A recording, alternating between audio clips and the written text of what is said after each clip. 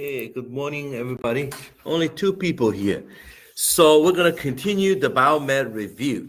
Remember last time we kind of a review about nerves, right? The spinal nerves that actually control a particular structures, especially we talk about the muscles, right? Yeah, so we have a table we listed.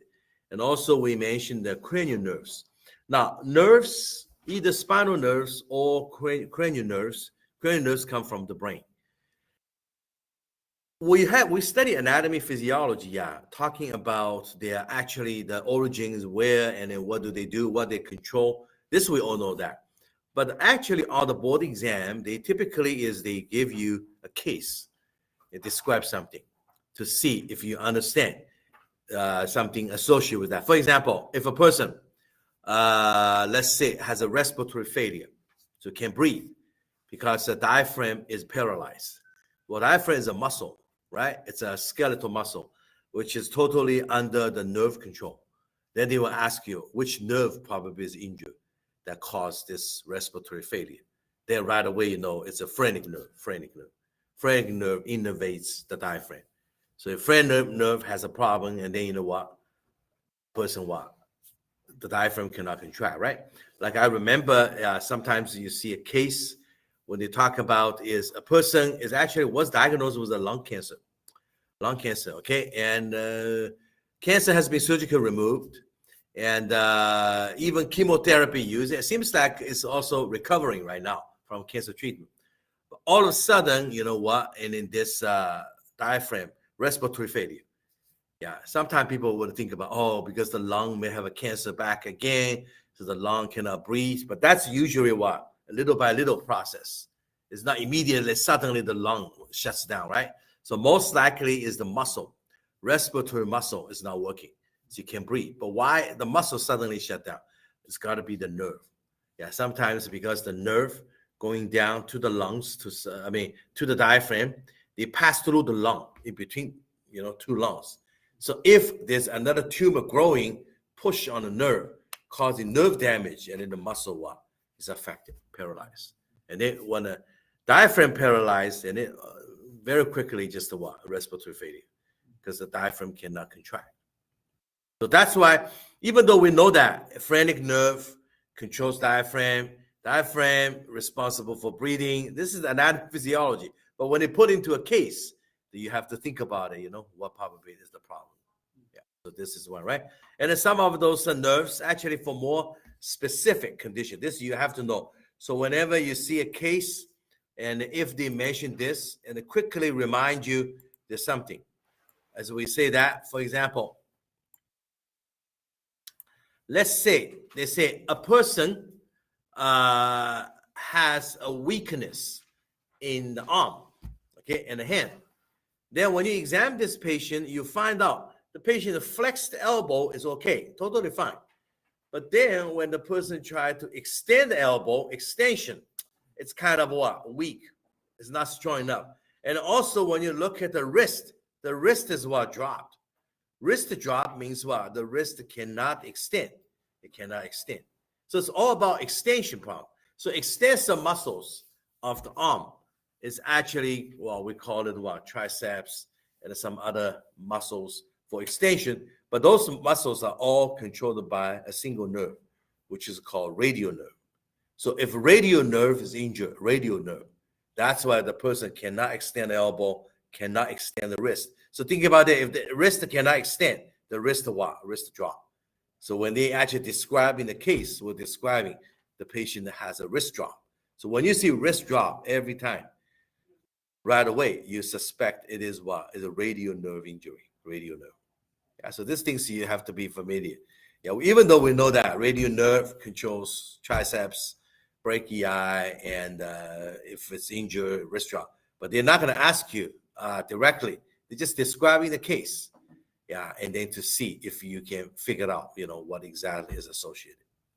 So this is how you actually find out. For example, another one, a person has pain in the hand, okay? Painful sensation in the hand. And also you notice, the thenar eminence, the base of the thumb muscle, it's kind of have a little atrophy. It's very thin. Okay. And also when you tell a patient to flex the hand, to flex the wrist, right? It's kind of a weak, not able to do it.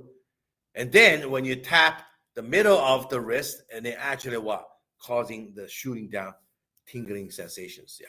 Okay, so this kind of examination. And then they ask you, well, this is probably, you know, that the disease is called carpal tunnel syndrome. And don't forget the abbreviation. Sometimes they don't give you the full name. It's called CTS. Yeah, CTS. And they ask you which nerve is involved.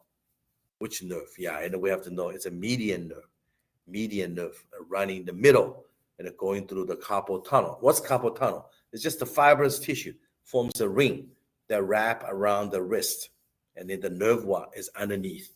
Yeah, so that's why it can cause compression of the nerve, carpal tunnel. So this you have to be very clear. This nerve injury probably what will cause those symptoms with the carpal tunnel syndrome. Okay, yeah. So those things actually very commonly you see that. On the board exam, they give you a very long case. Actually, when you have a long case, not all the information, you know what, are equally important, because some of those just distractors, try to distract you. But you have to catch the key things, you know, what they're really talking about, the key things. Okay?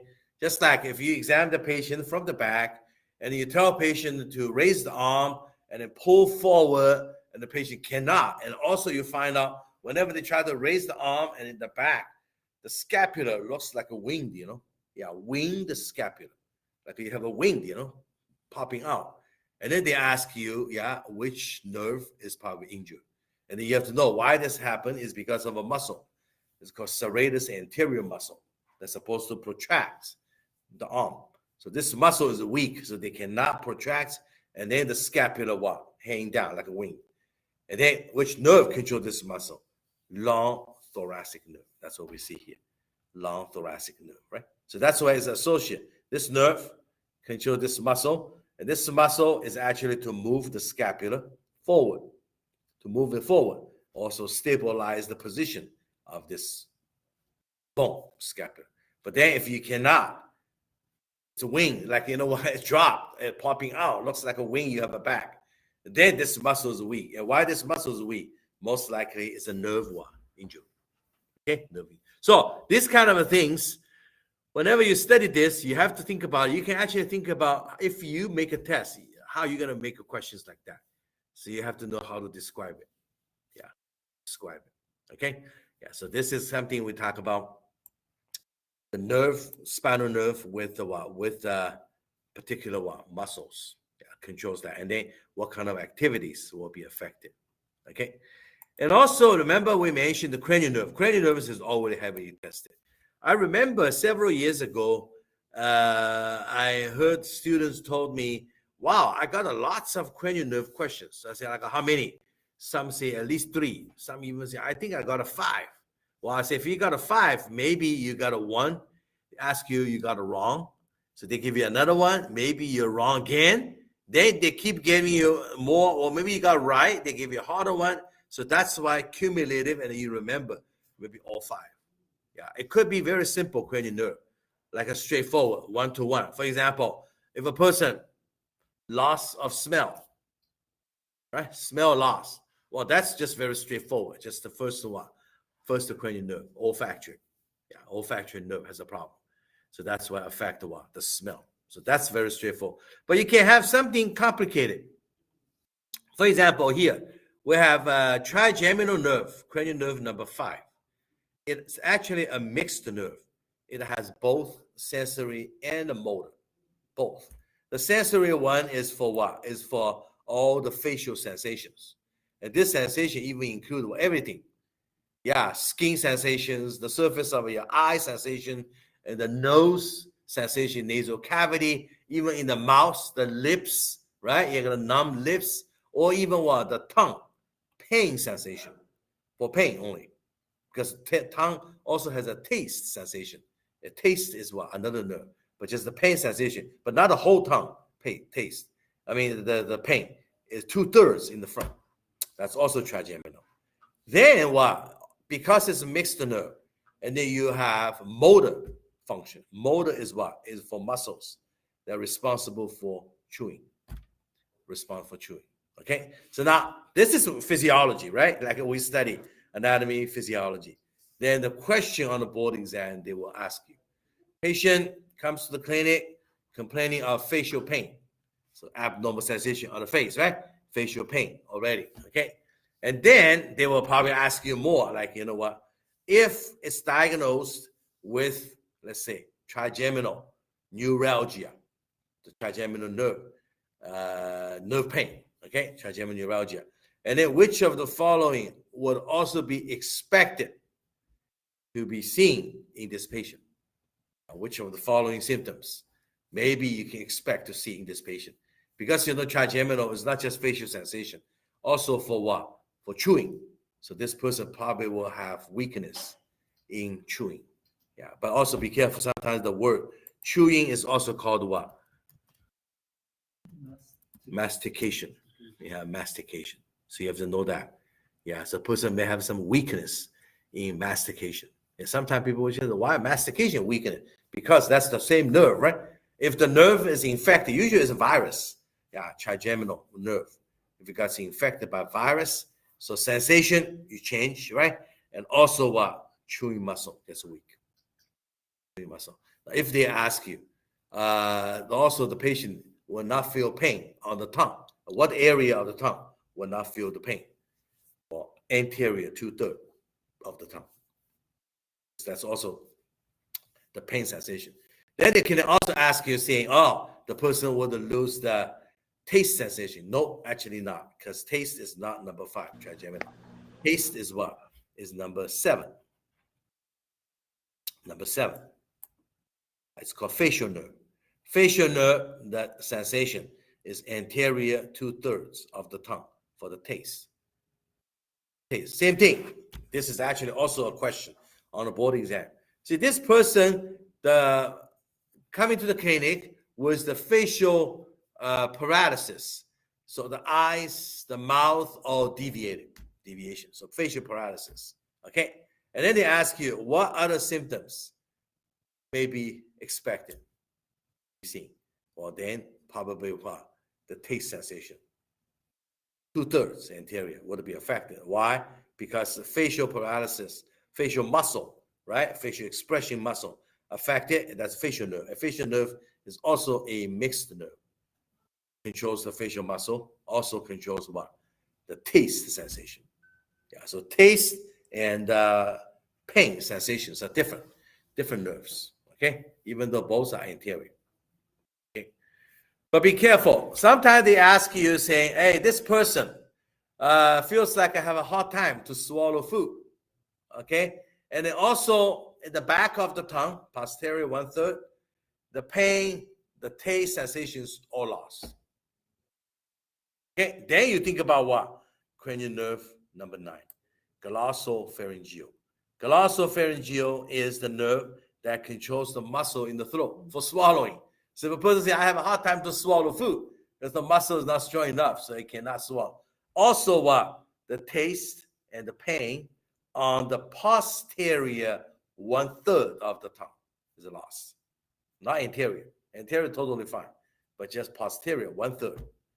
Then definitely that which nerve is probably injured. Glossopharyngeal. Glossopharyngeal. Yeah, so those things, concept has to be very clear. You cannot have a single mistake, if you confuse it with something, then the question is wrong. Yeah. So it's actually very detailed. And then when you look at a case, you have to be just very careful. Very careful. Okay? Yeah. And sometimes even they don't have a case. They even put in the diagnosis kind of question. I think the last time I mentioned that. Let's say a doctor was examining a patient, and the doctor put his hand on patient's forehead. Tell patient to move your head forward. Okay, that's one. And after that, put a hand on patient's side, the head. Tell patient against your hand. Try to turn. Then they ask you. The doctor is testing which muscle? SCM, right? SCM. Yeah, because SCM for sternocleidomastoid, the action is what? One side is to rotate the head to the opposite side. And then both sides contracting is to flex the head. So you put resistance, right, to see if a patient can do it. So you're testing the strength of sternocleidomastoid. And also they say, also the doctor tests the patient, put hand on patient's back, tell patient to move backward, or put both hands on patient's top of the patient's what? Shoulder, and tell patient to elevate the shoulder against your hand. And this is obviously to test the what? Trapezius, right? Trapezius. But then all those tests test the muscles, right? But then they can ask you a question. Those tests, testing muscle, we know that, but they ask you, is also testing the function of which nerve, because nerve controls the muscle, right? So actually the nerve is what? Cranial nerve number 11. It's called what? Accessory nerve, right here, accessory. Yes, accessory nerve is a motor nerve, that controls the sternocleidomastoid muscle and also what? Trapezius. Got it? Yeah. So on the board exam, it's not just they ask you, accessory nerve controls which muscle. Everybody knows that. Easy, right? Or they ask you, you know what does the trapezius do? Like what is the action?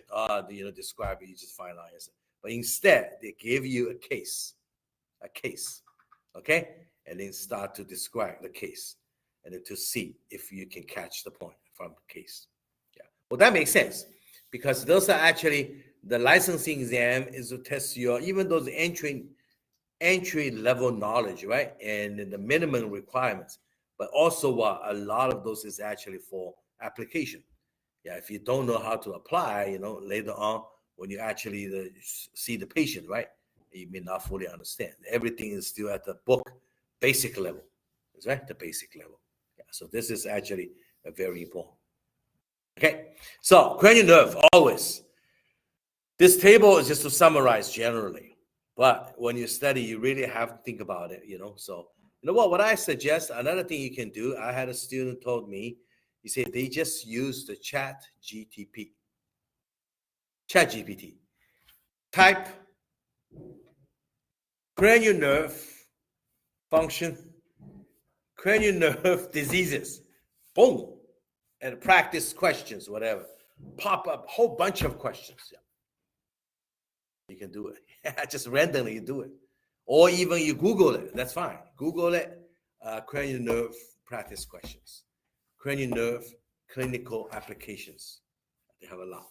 So this is probably the way you can actually do a lot of practice. We learn all those and review all those. But if you never practice, then you know what? You're never going to get it, right? You don't understand the format, the question of how they're going to ask, because these days are very convenient because, with AI, everything, you can find information very easy.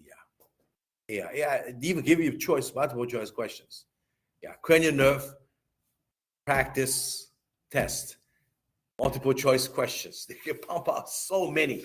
Yeah. So you can actually do it. Okay. Yeah. So this is, you have to know this, even though you do review, basically try to understand, right? But you still need to practice, and which will help you understand, right? These questions they ask all different aspects. Sometimes basic, sometimes they ask you clinical examination, sometimes they ask you really a real patient, right? Real patient. Just like some little harder ones. For example, if a person has a right side facial paralysis because of a facial nerve, kind of virus infection. So is the face is going to deviate it toward the normal side or deviate it toward the diseased side? Actually is deviated to the normal side. Why? Because normal side, the muscles all good.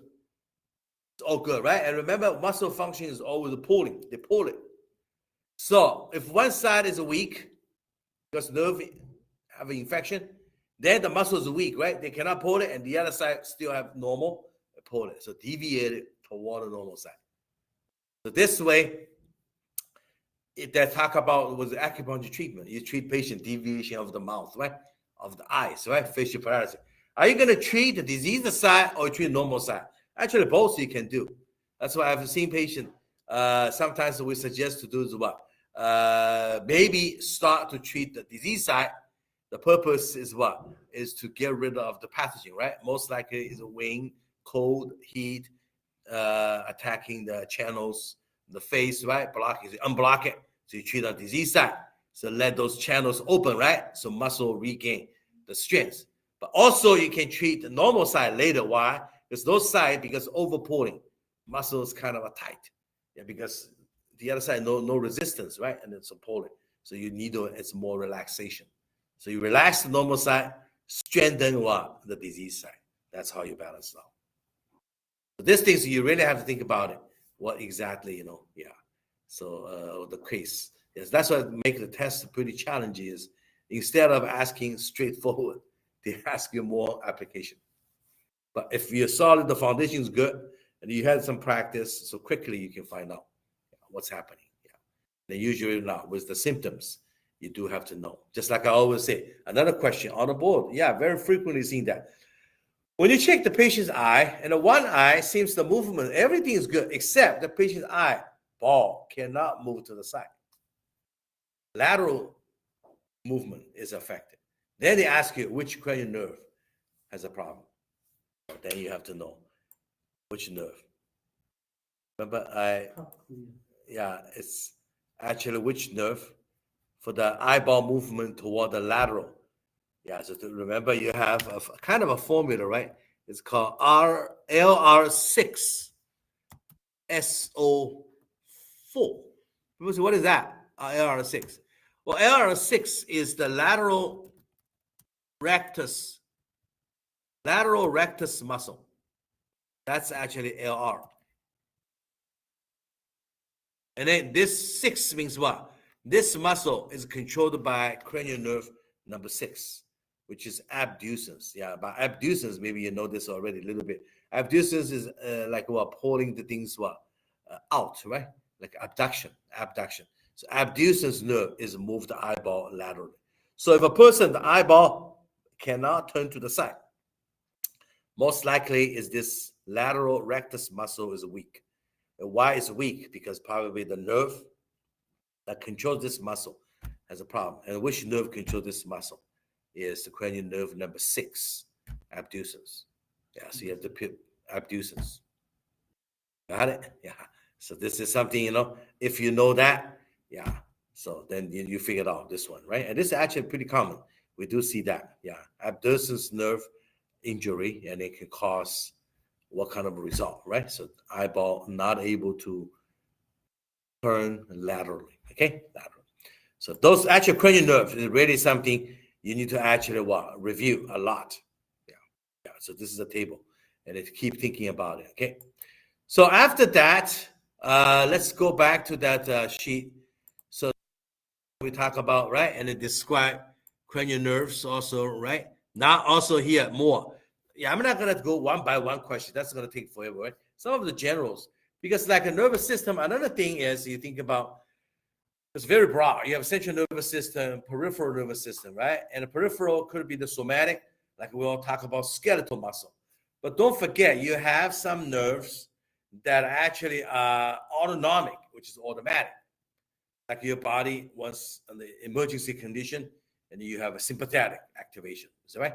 And if your body is more relaxed, and then you have what? Parasympathetic. Okay, then you can associate even some drugs.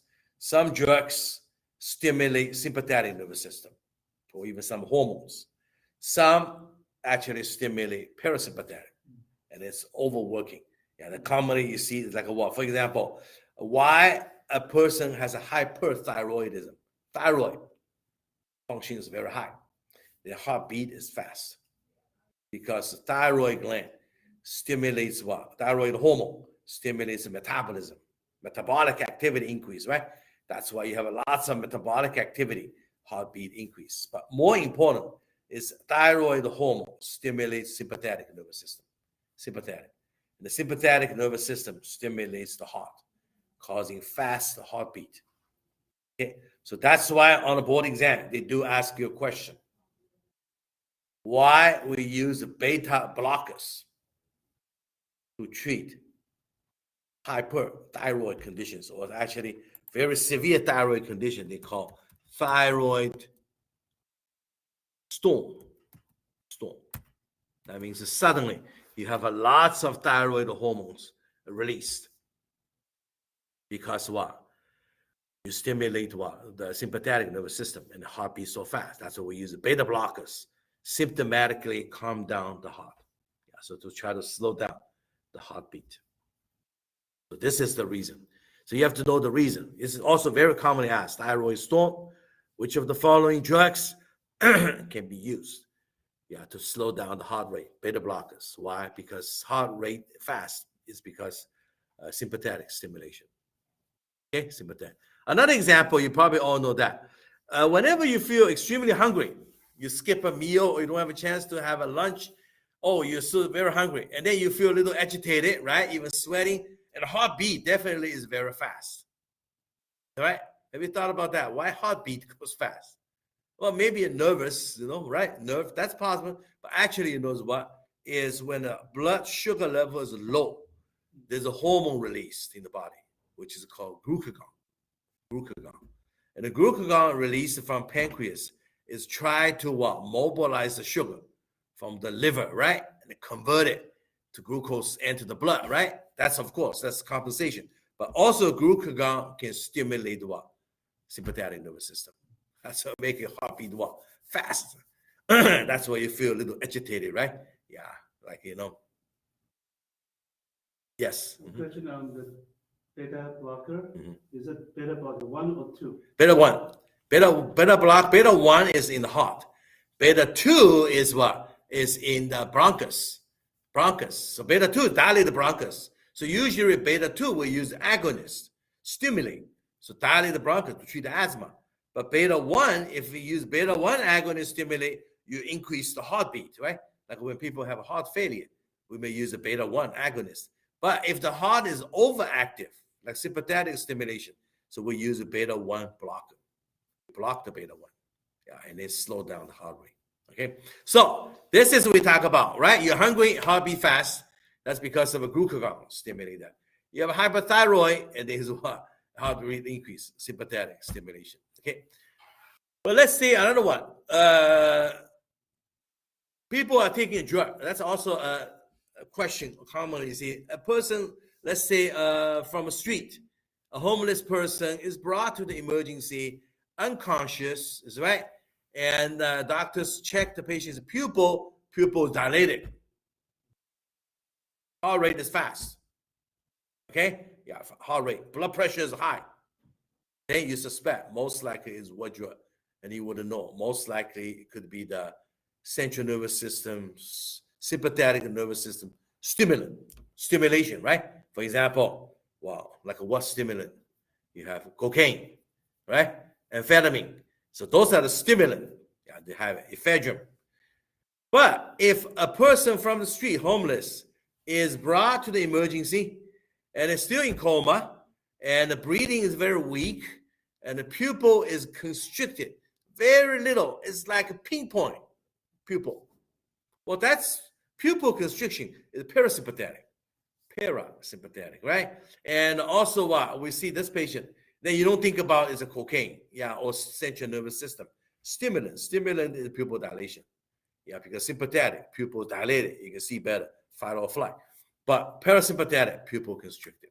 And this kind of drug most likely is what? Heroin, cocaine. I'm not cocaine, heroin, morphine. Yeah, so those kind of drugs. Fentanyl, opioids. Yeah, opioids, overdose, or actually causing toxicity. Yeah, it's more parasympathetic. They suppress respiratory center. So those patients with overdose, how can he die? Like some kid, right, in Texas, Austin too. Some kids, they're passing on some little candy-like pills. Everybody just chew it, swallow it. It feels good, and they at the night, you know what? They take some and they never wake up. Respiratory suppression. They suppress the respiratory center. Die. Overdose, right? You see the news a lot. Fentanyl, right? So those are all opioids. So this, you have to know, sympathetic, parasympathetic. Yeah, so those kind of a balance. You have to know that, okay? And then after that, smell and the taste, we talked about that already. Smell is only a single nerve, olfaction number 1. But taste, you have what? Actually, taste overall have 3 nerves, mainly 2 nerves. Anterior 2/3 of the tongue, facial nerve, number 7. posterior 1/3 of the tongue, cranial nerve number 9, which is glossopharyngeal, but also in the back of your throat, like the roof of the mouth, and also the back of your pharynx. Yeah, you also have some little taste sensation. This is cranial nerve number 10, vagus nerve. On the tongue, you have 2 nerves. Front 2/3, facial, cranial nerve number 7. Back, cranial nerve number 9, 1/3. So 2/3 and 1/3, okay? So this you have to be very clear. And which nerve injury and in what area is going to be affected. Yeah, this is all chemical sensations, okay? And also here we have some ear and eye structures. Now, ear and eye, they may not ask you specifically the name and what, but they actually, you have to know is the function. So that's why if you understand certain diseases, then you know what eye structure function has a problem. For example, we always say that cataract. Cataract is what? Where's the problem? Which structure in the eye has a problem when somebody has a cataract? Yeah, that's what you have to know, anatomy, right? It's the lens. So cataract problem is the lens. Lens supposed to be clear when the light pass through it, right? Easily. But if the lens becomes cloudy, because some materials inside make the lens cloudy, then that's going to block what? The light rays, and it causing blurred vision. So that's a cataract. And the cataract, the treatment, it's straightforward, right? You basically what? Remove the cataract, the old lens, and replace a new lens, artificial lens. Yeah, totally correct. Okay, so this is something not that serious, but you just have to wait usually till more mature, right? It's all even, and then you take it out. But another condition, for example, yeah, so this is on the board, always test it, and you always have to remember, cataract is the one versus another condition called glaucoma. Glaucoma. What's wrong with glaucoma?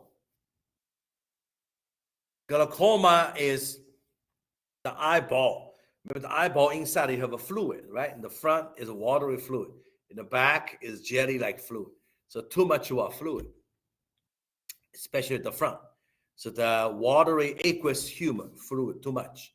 And when the fluid too much, you increase the what? Eyeball pressure. So the intraocular pressure increase. So fluid build up. Then what? That's going to push back eyeball structure in the front. Lots of fluid. Push the eyeball internal contact back. And then that's going to hit the what? The nerve and the receptors. You have photoreceptors and ocular, the optic nerve, right? Then what? It goes blind. And that's a permanent. When the nerve, the receptors are damaged, and then it's done. You cannot even do anything, So not like cataract. Cloudy, that's because something become cloudy. You replace it. It's okay, right? But glaucoma, even more what? Of a medical emergency. This nerve could be damaged. So basically, but then people say, what structure? Why cause the fluid too much? Well, first, where the fluid come from is you have a structure that secretes the fluid. It's called ciliary body. So overproduction, that could be a cause. But more commonly, is not overproduction, is decrease the drainage. So fluid produced, and then you have to drain it, right? It's not always, accumulate. So it's a circulating fluid. So you have a draining structures at a corner of the eyeball, anatomical structures. You have a canal that drain the fluid. So if the draining is blocked, obstructed, then the fluid cannot be drained and then build up what? The fluid. So basically, treatment, of course, is try to reduce the production and then improve the what? Draining. Sometimes you do need a surgery. You have to cut an open one, the draining canal, right? Allow more fluid to be drained. Yeah, and of course, we do have some medications that can reduce the production of those fluid. Yeah, so that's a glaucoma for the eyes. So eye actually, they can test a lot of different things. Yeah, like, because I have condition, for example, astigmatism, right? A person has astigmatism, the image look like it's not blurred, it's distorted. The image is kind of a shape. Most people see a ball, a square in the front, very clear. But you see no square, how come to me it's kind of twisted? Yeah, that means your eyeball surface, cornea, lens, whatever surface structures is uneven. So when the light rays pass through it and then reflection, the back on the retina is what reflected differently. That's why your brain interpret the information as a distorted image. So this is called what? Astigmatism. Yeah. Astigmatism. All right. Astigmatism.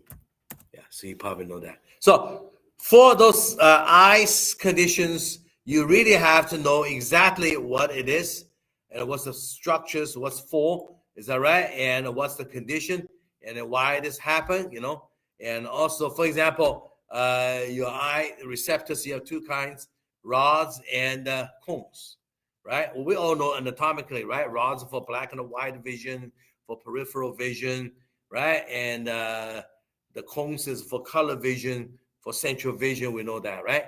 But then they ask you questions like, if a person has a color blindness, which we all know is a genetic problem, right? And what type of photoreceptors is affected? Well, obviously, it's the cones, right? Cones for the color vision, yeah, cones. So if you have a color blindness, so that means you're missing some of the cones, right? Yeah, that you cannot detect specific colored pigments. Yeah.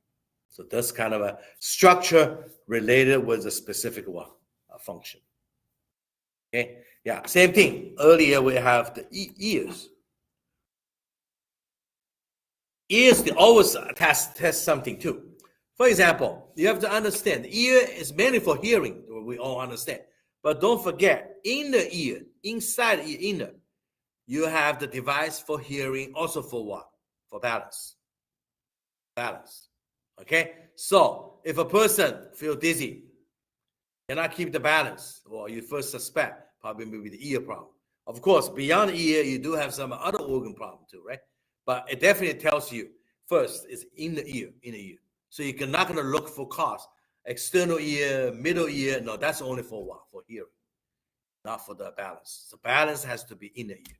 Okay, so they say a person has a combination of three symptoms. One is cannot keep the balance, feeling what the environment is rotating, spinning. Yeah, that's what we use. A word is called vertigo.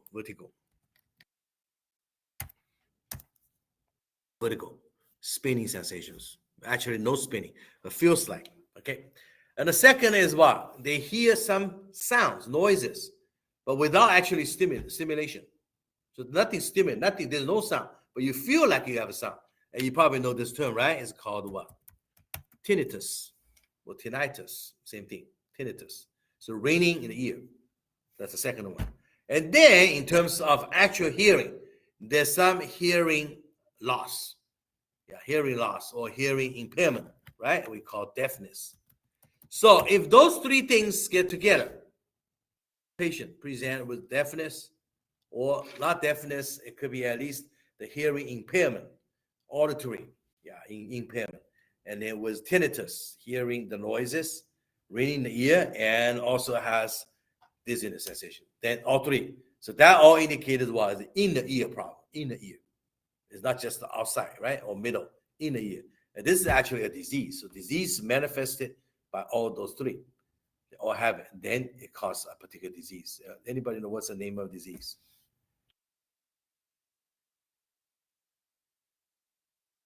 It's called Meniere's syndrome. Meniere's. Yeah, well, pathophysiology. Maybe next week we'll get started. Meniere's syndrome. Meniere. Yeah, so this is actually very commonly tested on a board exam, and typically the case presented with a patient, middle-aged woman. Yeah, why middle-aged woman? Yeah, sometimes has a hormonal imbalance, and it causing fluid metabolism. So this Meniere most likely is in the ear because you have a fluid, right? The lymph fluid, too much. That's why it keeps stimulating the receptors in there, the balance receptors, the hearing receptors. Yeah, they're causing those three symptoms. So that's why you have to be very clear, because all the disease part, the pathology, it's always associated with with the changes in the normal physiology, right? But if you don't know the normal physiology, then you cannot understand the disease part, right? The disease is just the abnormal aspect. Abnormal. Okay. So ear and what? The eyes. Yeah, you do see that. Then after that, well, this is we talk about the nervous system. Yes. So Meniere syndrome is mainly on the inner ear issue. It is inner ear because because the outer middle ear is not even involved in the balance. The balance is inside, right? Yeah, Meniere is inside. Okay. Yeah. Then after that, you see the endocrine system. Yeah, endocrine system always also have lots of questions, but usually it's what? It's very specific. Seems like right now we see the mostly tested endocrine system question is thyroid. Everybody knows that thyroid. Thyroid, you have to have a very clear understanding. Well, basically for thyroid, it's just two conditions. One is too much. One is what? Not enough. But what's funny is both hyperthyroidism or hypothyroidism, high or low, both can be the main cause, autoimmune. But then you would ask the question, why autoimmune? Sometimes they cause high, some patients they cause low or different mechanisms. If it's high, causing high thyroid, is because the immune system generates antibodies, and those antibodies mimic, look like what? Look like a TSH, like this hormone, TSH. And then TSH stimulate what? Thyroid gland.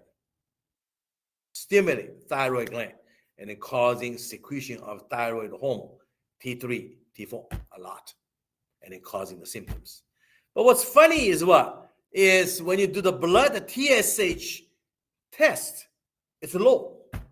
People say, how come it's low? You have autoimmune, your antibodies by the immune system stimulate thyroid and mimics the TSH. Yeah, they mimic. Doesn't mean they are TSH.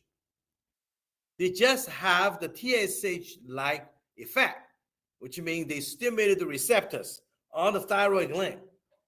That thyroid gland produces a lot of what? T3, T4, thyroid hormone. But according to the normal negative feedback, T3, T4 will naturally go to the pituitary gland to stop what? TSH secretion. So actually in this case, autoimmune, you can find antibody. And this antibodies stimulate thyroid gland, secrete T3, T4, which is high. But if you do the blood test, TSH is low. Yeah, that's a negative feedback mechanism. Antibody is not TSH. It has a TSH effect. Effect means what? They mimic like this substance, stimulate you, but they're not TSH. So you test it, it's not TSH. Explain it again about the hypo. When it happened, T3 yeah, okay. Go up. The thyroid hormone over-regulation, the highest control center is the hypothalamus, right? The hypothalamus. I put H here. Put H. Let me put a bigger screen. H is hypothalamus. Hypothalamus secrete a hormone. What hormone is that? It's called TRH. The thyrotropin releasing hormone. Okay. And this hormone stimulates the next gland, which is what? With the pituitary. Pituitary. And the pituitary secretes what? TSH. Okay? TSH. And TSH acts on the what? TSH. And TSH will stimulate the thyroid gland, thyroid gland. And the thyroid gland secretes what? Secretes T3 and the what? And the T4. Okay, T3 and T4. Okay. So in your body, if you have a lot of T3, T4, then it will go back through negative feedback, right? It will go back to what? To the pituitary gland to stop. Inhibit. We put the negative sign. Inhibit the pituitary. So in other words, T3, T4 is high and TSH should be low. On the other hand, if a person has a hypothyroidism, low thyroid, so T3, T4 is low and the TSH should be what? High. That's kind of negative feedback, is that right? So in this case, if a person has a hyperthyroidism, high thyroid, which is an autoimmune disease. Yeah, autoimmune, this disease name is called Graves' disease. Graves. Graves' disease is an autoimmune disease. What autoimmune is? The immune system mistakenly generates antibody against the what? Not against, mimicking the TSH. So they generate this antibody. This antibody what? Kind of having a TSH effect. They act on the thyroid gland to cause T3, T4 secretion. But when the thyroid secretes lots of T3, T4, then what? You're going to go negative feedback. So your natural, your own TSH level what? Would be low. Okay, would be low. So that's a hypothyroidism, Graves' disease. So it's because antibody stimulates the thyroid receptors to produce more T3, T4. But another one, you have an autoimmune disease, and this disease is causing inflammation, and damage the thyroid gland, damage. So this is actually called what? Hashimoto thyroiditis. Hashimoto's thyroiditis. That's a Japanese scientist.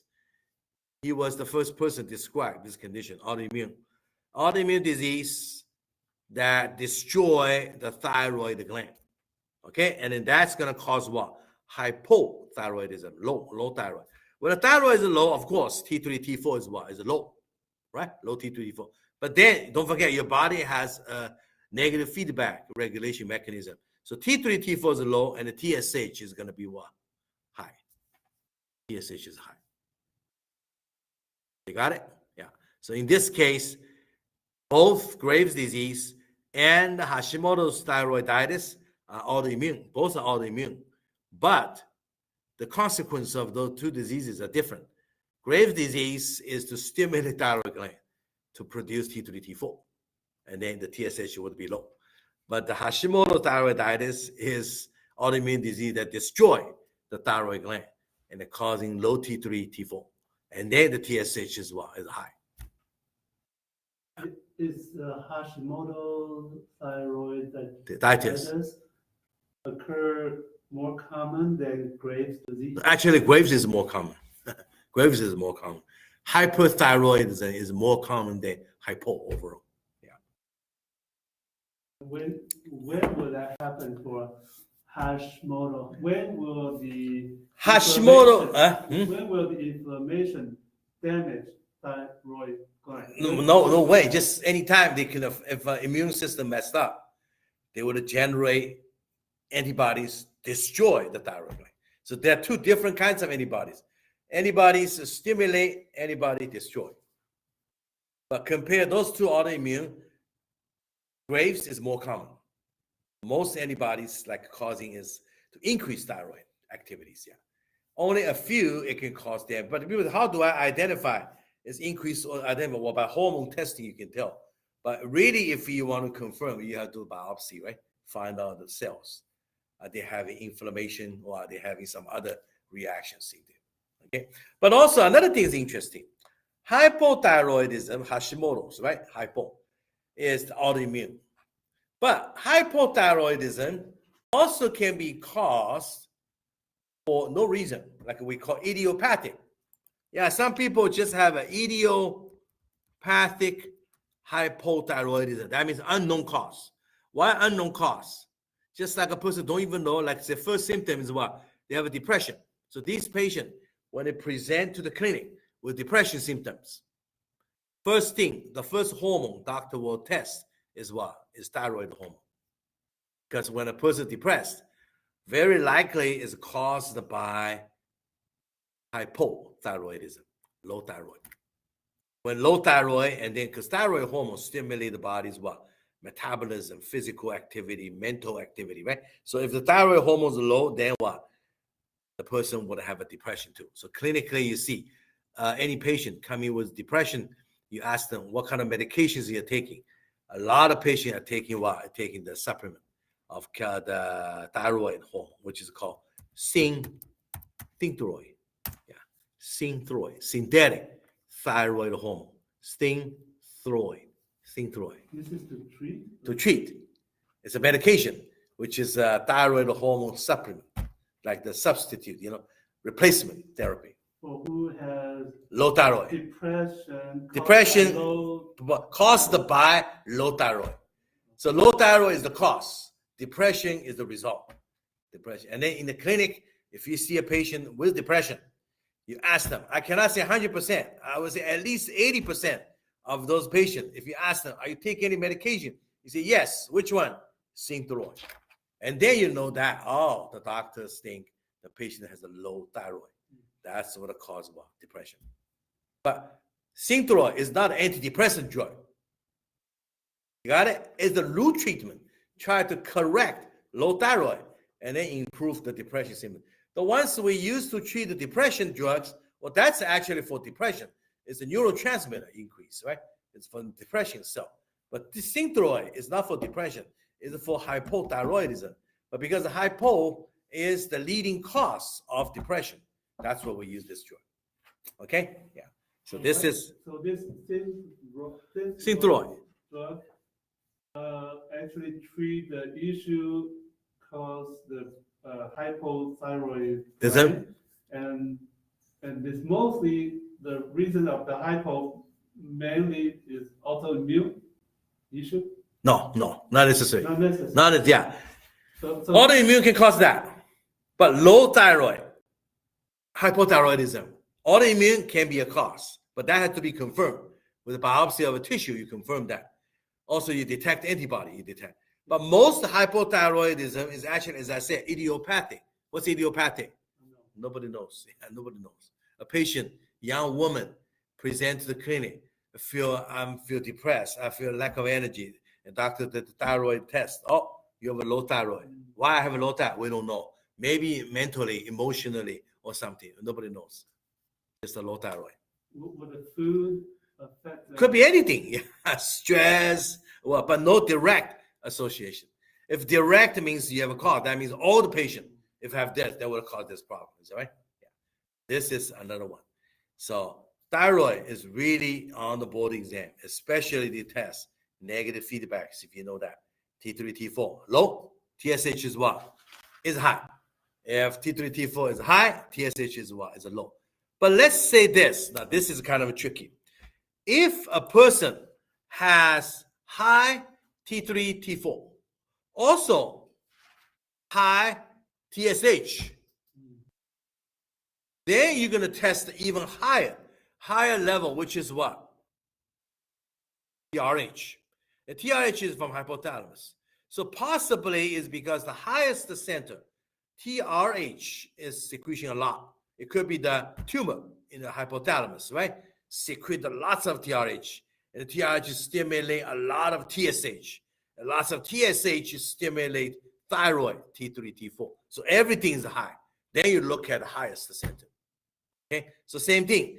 With T3, T4 is low, TSH is also low, and the TRH is low. Well, that means the whole top has a problem. That's why everything low, all low, or all high.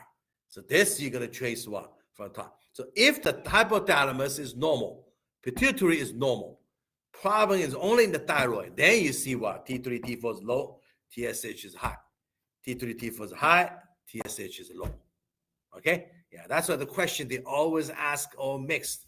And then the disease and why it is high, why it is low. Or they even ask you, a person has a thyroid problem confirmed by abnormality of T3, T4. So T3, T4 is abnormal. High or low, doesn't matter, just a problem. Then that's it.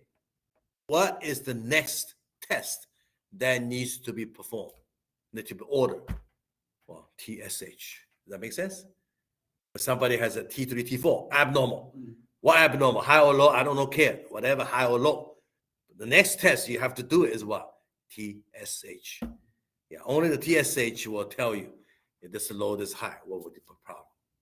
Okay, so thyroid doesn't have a lot. So when you have thyroid storm, we talk about, right? Use what? Beta blockers. Just like other question they ask the thyroid. Why a hyperthyroid, high thyroid, the person lose weight? Well, because the metabolism is too fast. So they have lots of energy, Yeah, that's what TCM we call excess of yang, hyperactivity of yang. right? Just like why low thyroid, a person will lose weight, right? Or will gain weight. Yeah, because what? Slow metabolism, a fluid retention, and they get a swallow, right? Yeah, edema. Okay.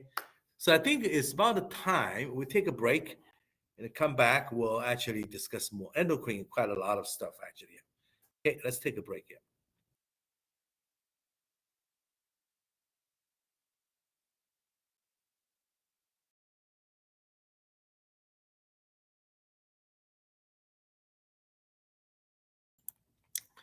Yeah. Okay. And I just checked what the Chat GPT, and it's kind of interesting. They do have this a lot. Like I share the screen with you. You can see if you type in some clinical cases for the cranial nerves, they show you that. Case 1, olfactory nerve dysfunction, what happened clinically. And then case 2, optic nerve palsy. And then case facial nerve paralysis, 7. And then, and then 9 and a 10 problem. So you can have lots of practice. That's free. So it's much better if you have a chance to look at those Chat GPT and, get you some idea, because you learned the basic already, right? But you want to have something that you can apply. And it's very hard to exactly find out the exact questions. But with the Chat GPT, if you type in something you want to look for, and then you get it, So and you can just free to register account, and then you can use it for free, So all kinds of things, Chat GPT, and you can have a lot. Okay, so this just remind you, yeah, and it's a good idea. And if you want to, try to use it, So yeah, since it's there, right? It's all free, Why not just use it, So it's a good idea. Okay. Okay, let me pull out the slide material again, AMP, and also the summary table. Yeah. So there's actually lots of learning tools, just like how you're gonna do it, So I even check TCM practice questions on yin yang theory. Boom, a whole bunch. 5 elements, boom, a lot, everything, whatever you type in. Even I type my own names, they boom.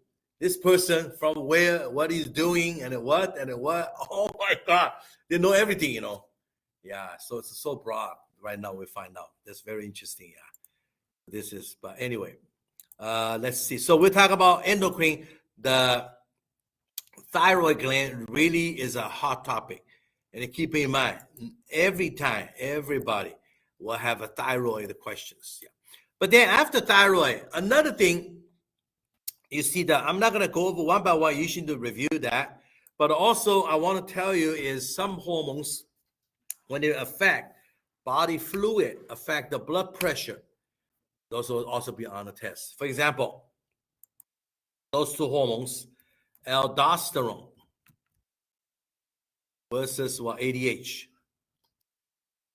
ADH is anti-diuretic hormone. Anti-diuretic hormone, right?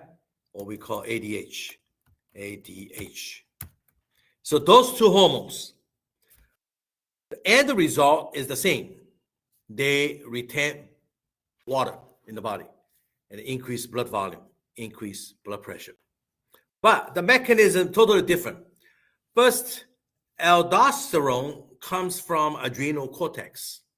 Okay, and this hormone acts on the kidney to increase the sodium reabsorption, so retain sodium.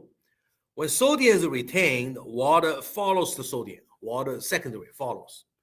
Then when the water follows the sodium and the blood volume increase, blood pressure increase. Okay, that's aldosterone. And then another one is anti-diuretic hormone. And this hormone, ADH, comes from or secreted by the hypothalamus and is released by posterior pituitary. And this hormone also acts on the kidney, but different receptors. But then the action is what? Is to reabsorb water only. So there's no sodium involved. So in this case, only reabsorb water, increased the body fluid volume, blood volume, increased blood pressure. So there's differences where they're from, where they act, what is the action, even though the end result is the same. Okay, yeah, so that's always on the board exam. They want to ask you those two, yeah, to see if you understand. Yeah, and the conditions also, right? And in the different mechanisms, you're gonna look at it. Okay, so that's the second one, very commonly tested. Third one, very commonly tested, is about sugar metabolism, hormones. One is what? Insulin. The other one is what? Glucagon. Yeah, first you have to be basic knowledge. You have to be very clear. Insulin is secreted when the blood sugar level is high. Glucagon is secreted when the blood sugar level is low.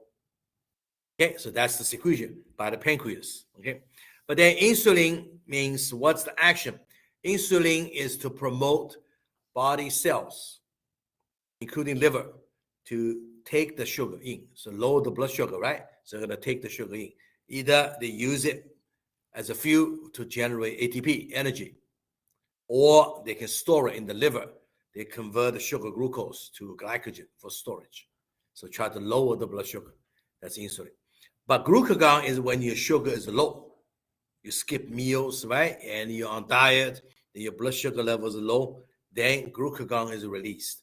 And then they try to mobilize the sources in the body, right? And try to make sugars. So like the liver, you convert the stored sugar to the free sugar, glucose, and into the blood. So that's a glucagon. So those two hormones usually is balanced. They're totally balanced, right? It depends on your body's need. Now, there's a disease, diabetes. We know that, right? What's wrong with it? Type 1 is lack of insulin. No insulin. Why there's no insulin? Because the insulin secreting cells is destroyed, and it's an autoimmune disease. Autoimmune. There are lots of diseases autoimmune. Autoimmune destroy the beta cells in the pancreas. They cannot produce insulin. So it's insulin dependent. So treatment is simple, insulin, right? But type 2 diabetes is different. You have insulin, even higher insulin, but the problem is the target cells do not respond to what? To insulin. Which means insulin there, but they're not responding. So it's called insulin resistance. If you're resistant, then even though you have insulin, still no effect because the body cells will not take the sugar. That's type 2. So the treatment is try to improve the sensitivity, right? And then type 1 treatment just give them the insulin. So totally different mechanisms. Okay? I know people say, which one is more common? Type 2 is more common, way more common. And which one has a more genetic component? Still type 2. Type 2, 95% genetics. Yeah, and type 1 is autoimmune. Even though it has some genetic component, but mostly it's autoimmune. Immune system destroy what? Insulin producing cells.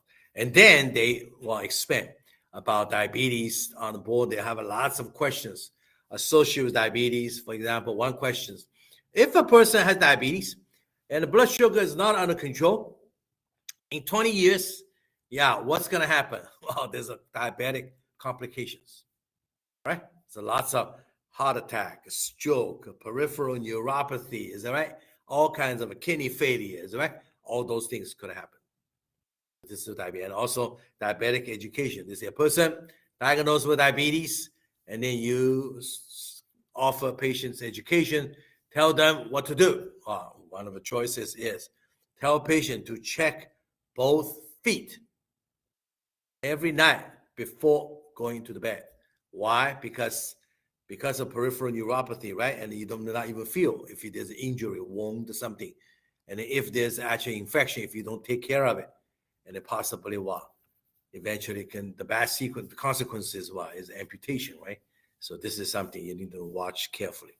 Yeah. So this is something you probably have to know for diabetes, right? Diabetic. And also sometimes they do ask a pharmacology question. They're not going to ask you a particular drug. It could be insulin, it could be any other oral drugs, but the side effect is the same. You know what is the biggest side effect for the anti-diabetic drugs? Injectable or orally used drug. Any drug, you treat diabetes. The most common side effect, which could be life-threatening side effect, is what? Does anybody know? The side effect of anti-diabetic drugs, what would it be? Anybody want to try? Give an insulin shot. You give them oral drugs. The biggest thing you have to concern is what side effect. Low sugar. Thank you. Very good. Low blood sugar. Hypoglycemia. That could be life-threatening is damage. Because when you know what? Your body's blood sugar too high, long-term complications, very bad. Short-term, immediate danger. If the blood sugar level dropped to a certain level, too low, a person could die, simply just die. Yeah, seizures, coma right away. Yeah, this cannot have too low. Yeah, so that's why if you give a patient insulin shot, you give them take a drug, if they don't have a meal, right? You really have to watch carefully. So diabetic patients, especially chronic diabetic patient, always carry some candies. Always, that's just for emergency. If you feel like little agitated, you feel like you may have a low blood sugar, you would actually have a candy. Yeah. Okay. So this is something usually we're always on a board exam. Like some even coming from that ones. See, right now we know kidney failure, right? Kidney fail. Most common cause of kidney failure is what? Diabetes. Yeah. This is, you really have to know diabetes. Okay. Yeah. So that's another answer. So those three: thyroid, and we just talked about this, right? Aldosterone, ADH, body fluid, and also the sugar metabolism, insulin, glucagon. Those are very commonly most commonly tested. It doesn't mean other things are not going to be tested, but those are just the most common ones. Okay, you see them. And then with the cardiovascular lymphatic system, of course, the leading cause of death of any diseases, number one is a heart attack. We have to know, right? Heart attack. Heart attack is always on the board exam. Myocardial infarction, right? Myocardial infarction, heart attack. That's because of the cardiac muscles. It's dead. Why they're dead? Because lack of blood supply. Coronary vessels are blocked, right? So that's what they call coronary artery disease. And a blocking vessel, cardiac muscle does not get in blood supply, and the muscle's dead, necrosis, right? Yeah, so it's called myocardial infarction. Okay, and also don't get confused. Heart attack with the heart block is totally different. What is heart block? Heart block is a cardiac conduction system transmitting signal, right? SA no, AV bundle branches, and there's something wrong along the pathway, and then the transmission signal is blocked. That's called heart block. Heart block. So heart block, heart attack is different thing. Okay, even heart failure. Heart failure means the heart is not able to pump the blood. So blood circulation is affected. Yeah, circulation is affected. Okay, so this is kind of in the heart, the different concepts you have to be very clear. Yeah, particularly, okay, and the certain structures, particularly where they're from, and what do they do? Is that right? Yeah, and then you find out this, and also because cardiovascular also about the blood vessels, and the blood vessels are mostly we talk about is the arteries carry blood away from heart, veins return blood to the heart. Arteries are pressure vessels. Veins are volume vessels. More volume, right? And also artery, the biggest problem, the disease is what? Is the high blood pressure. Artery, right? High blood pressure. And in veins, the biggest problem is what? Venous blood stasis. Yeah, congestion. So that's why easily form clot. Yeah, like a DVT, deep vein thrombosis, right? So deep vein thrombosis is in the vein, in the leg. But then the clot form, the blocking circulation, it can even break. Clots partially breaks off and it travel to other organ and it blocking other vessels, right? Like blocking the lung, pulmonary embolism.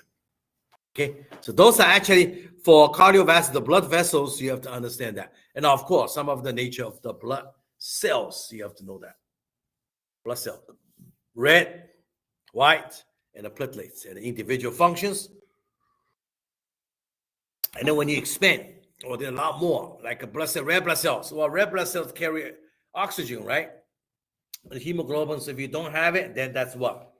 Anemia, right? You don't have enough, it's anemia. White blood cells is what? It's fighting. If you have a low white blood cell count, that means your immunity is what? Is weakened.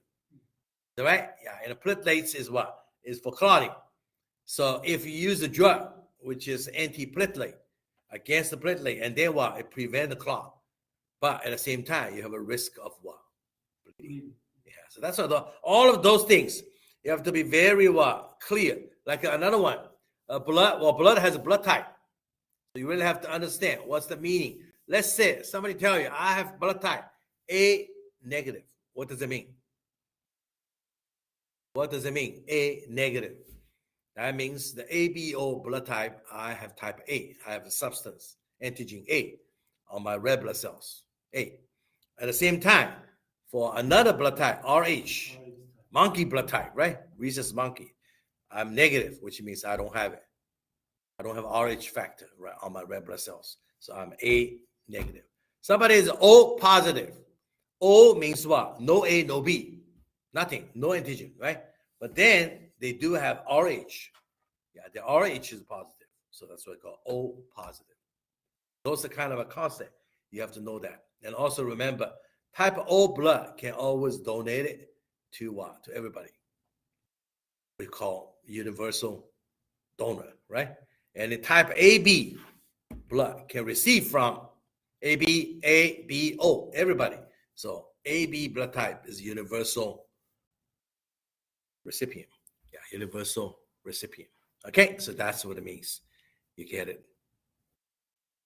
Okay, yeah, so you understand.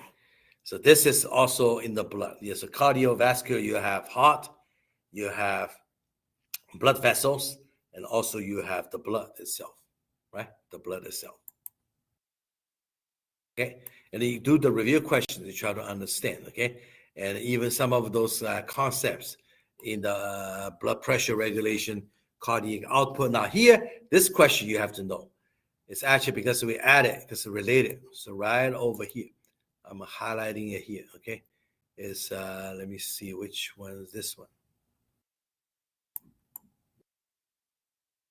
It's the, I just saw it. Oh yeah, right here.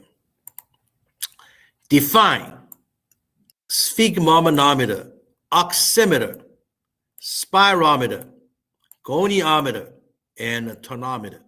Those are all instruments. Meter is instrument. What do they measure? Sphygmomanometer is to measure the blood pressure.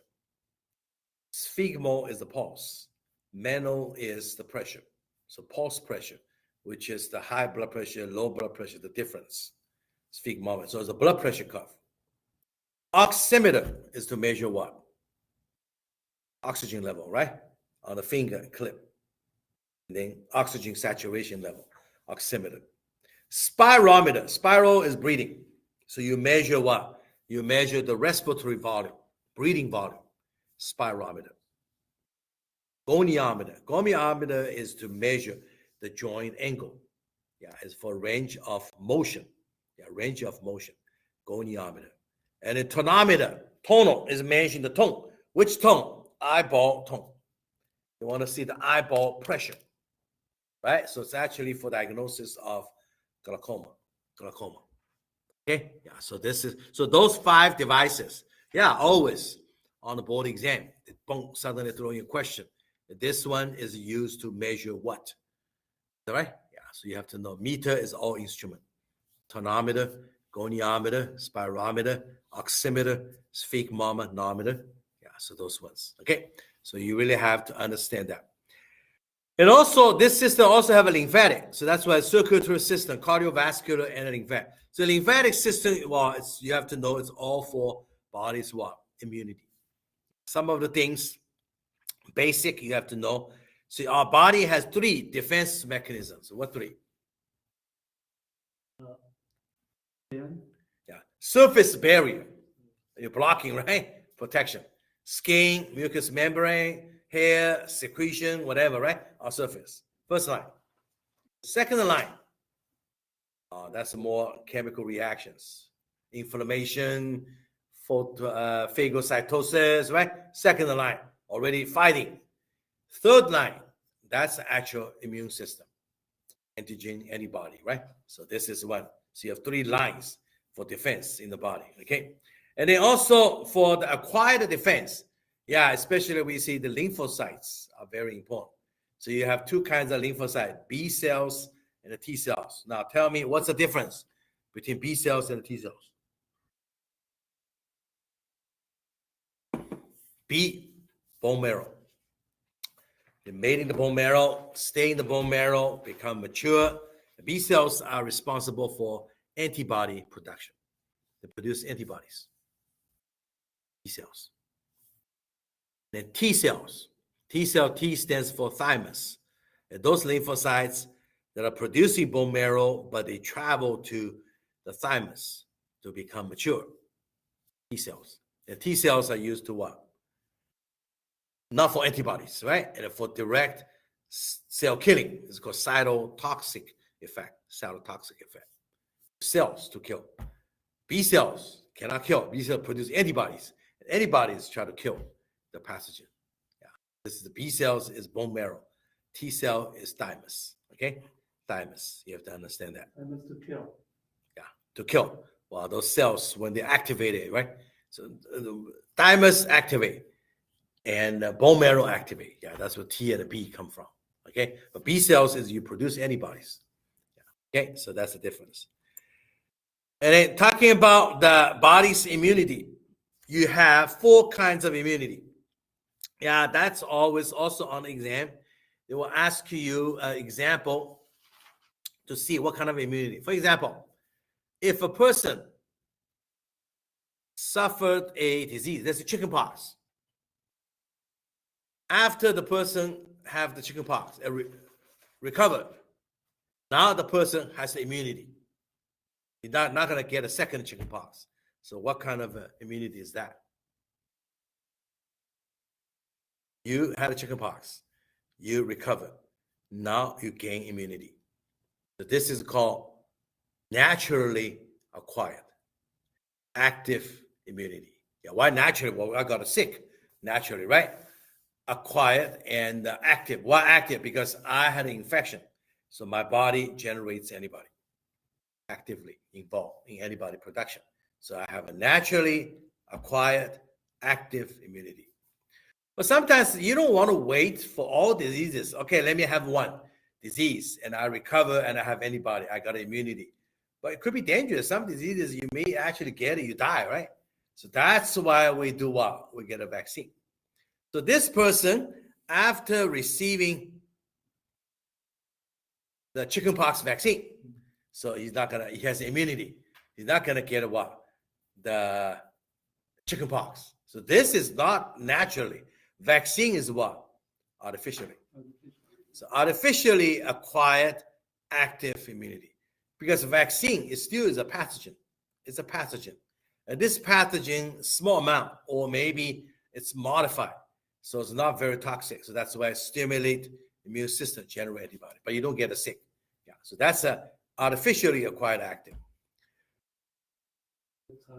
Like shingle is from the chickenpox, right? Yes, yeah. But it's not immune. No, the thing. Shingles, chickenpox, same virus. Yes. Okay?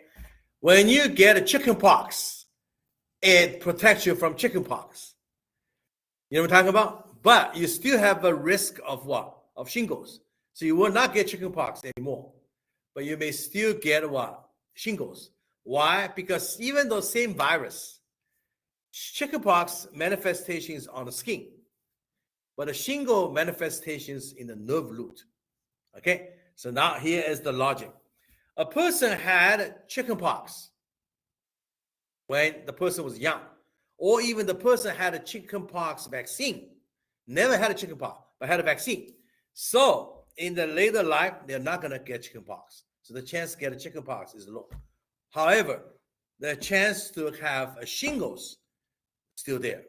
Why? Because same virus, they may hide in the nerve root, hiding there. Later in life, they may be activated and then they go along the nerve coming out. And it's showing a little bit rash, but mostly causing nerve pain.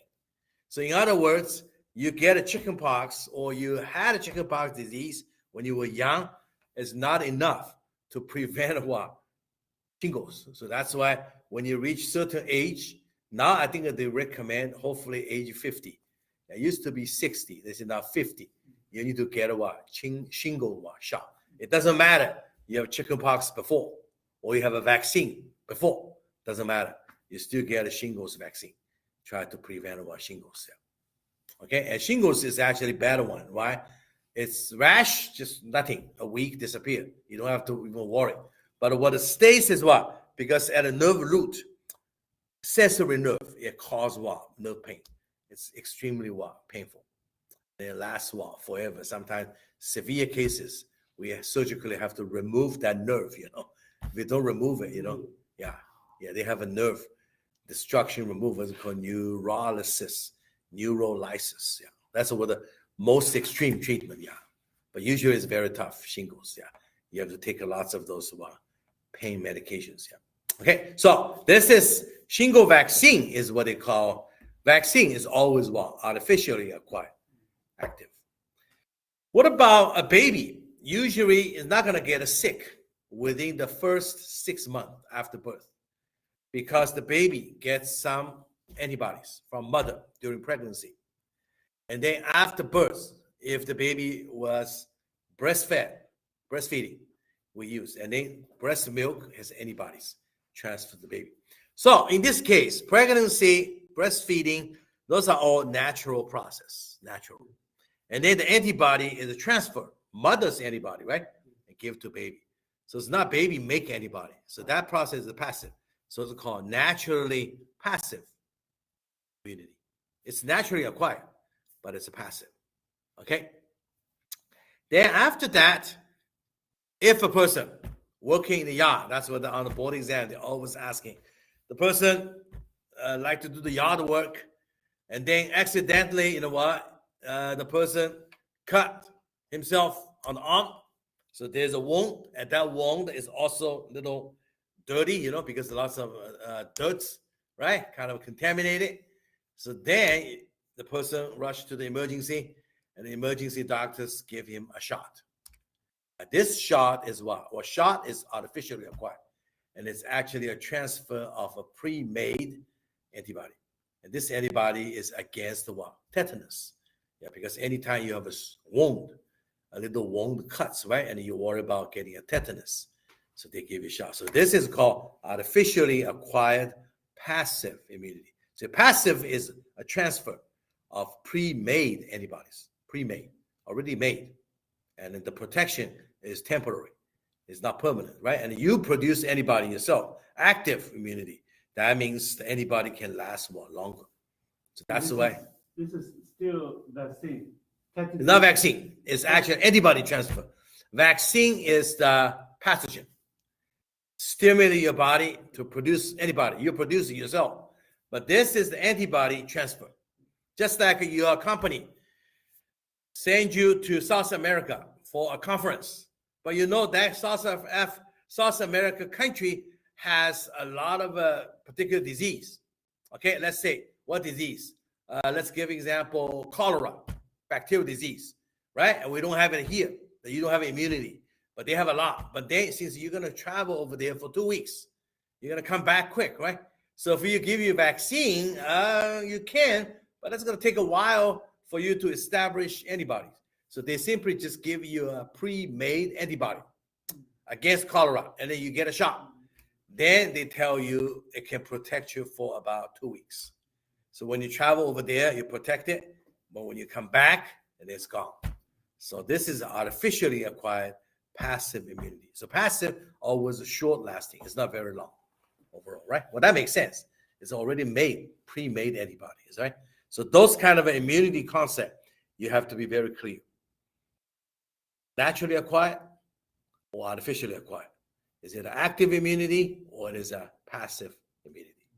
Okay, so you have to be very clear. We understand that. So this is the what we call the what? Lymphatic immune system. Now, respiratory. Respiratory usually are more straightforward. Let me first ask you one question. Respiratory, you have a respiratory tract, right? What is the most common disease you think in the respiratory tract? Most common. No. Well, you're very specific. Generally, respiratory tract, most common disease is the infection. Because respiratory is an open tract, right? And especially upper respiratory tract, nose and your throat, right? Easy to get what? Infection. So infection is the first one. And then after infection, right, you have more conditions that could happen. But for respiratory tract, usually they test you like what? Respiratory, right? We have to know airflow. You have a certain volumes. Depends on resting, your volume, with effort, right? Excessive volume. And then we can actually do what? Do a test. We just talked about it earlier. We have a device that can measure your respiratory volume. Measure it. What's the name of that device? Spirometer. Spirometer. Don't forget that, which is the blowing air, the test to see your volume, right? And then to evaluate your lung volume, which is basically called the pulmonary function test. You want to see the lung function test, right? The volume, like what's the amount of volume you have it. And then another thing is we talk about respiratory system is that after the air flows in the, and the purpose is what? Is you have to gas exchange. Gas exchange. So in the lungs, oxygen with carbon dioxide, right, you have to exchange. Carbon dioxide generated in your body as the waste product, right? And you have to remove from the lung. And oxygen you breathe in have to be delivered to the blood and it travel all over the body, right? Now, what is the ultimate purpose to have oxygen?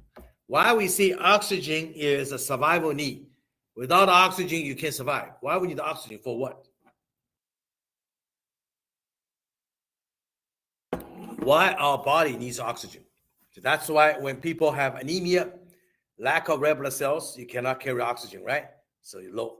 When a person is suffocated, airway is blocked, and then no airflow, and the oxygen level is low, and they all could die.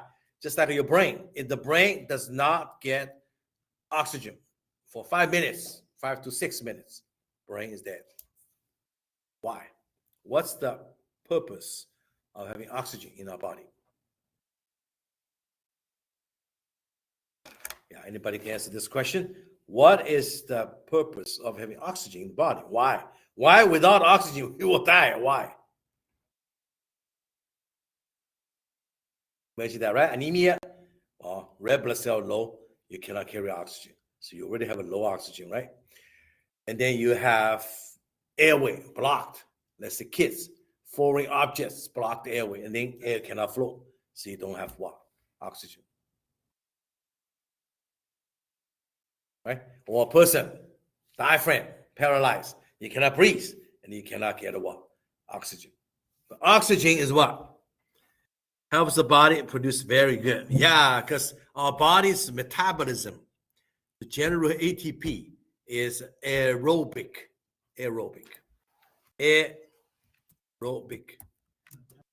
metabolism. Without oxygen, no aerobic metabolism, and you're never gonna have enough what? ATP. And no ATP, all the body work what? Stop. Got it? Stop. Now, so and then think about this. Why carbon monoxide is so dangerous? It's a gas. Why? Carbon monoxide.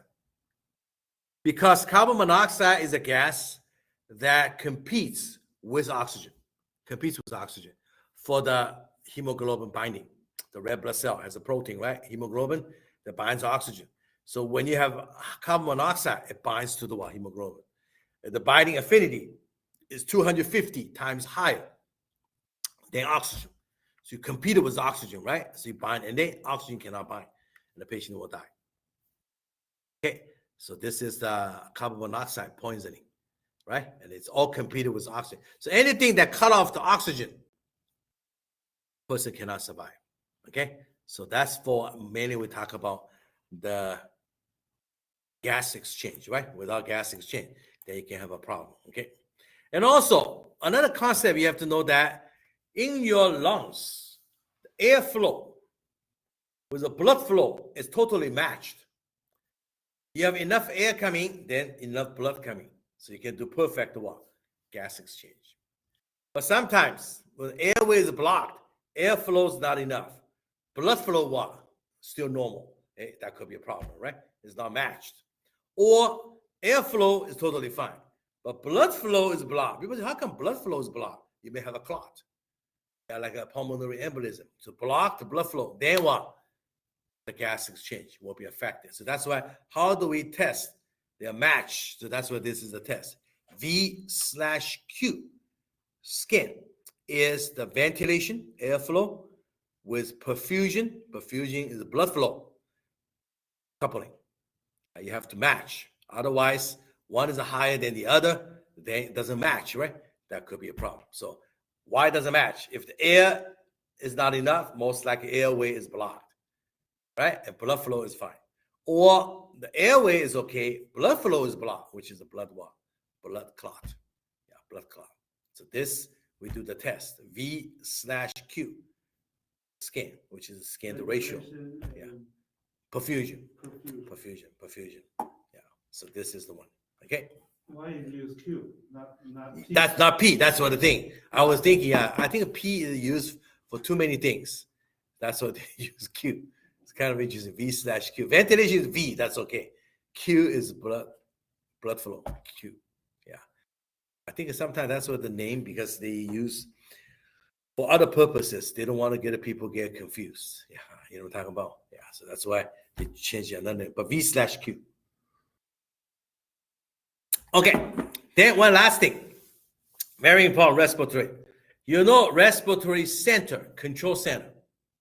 Overall, control your breathing, set up your rhythm, set up your breathing depth. How deep, right? Where is it?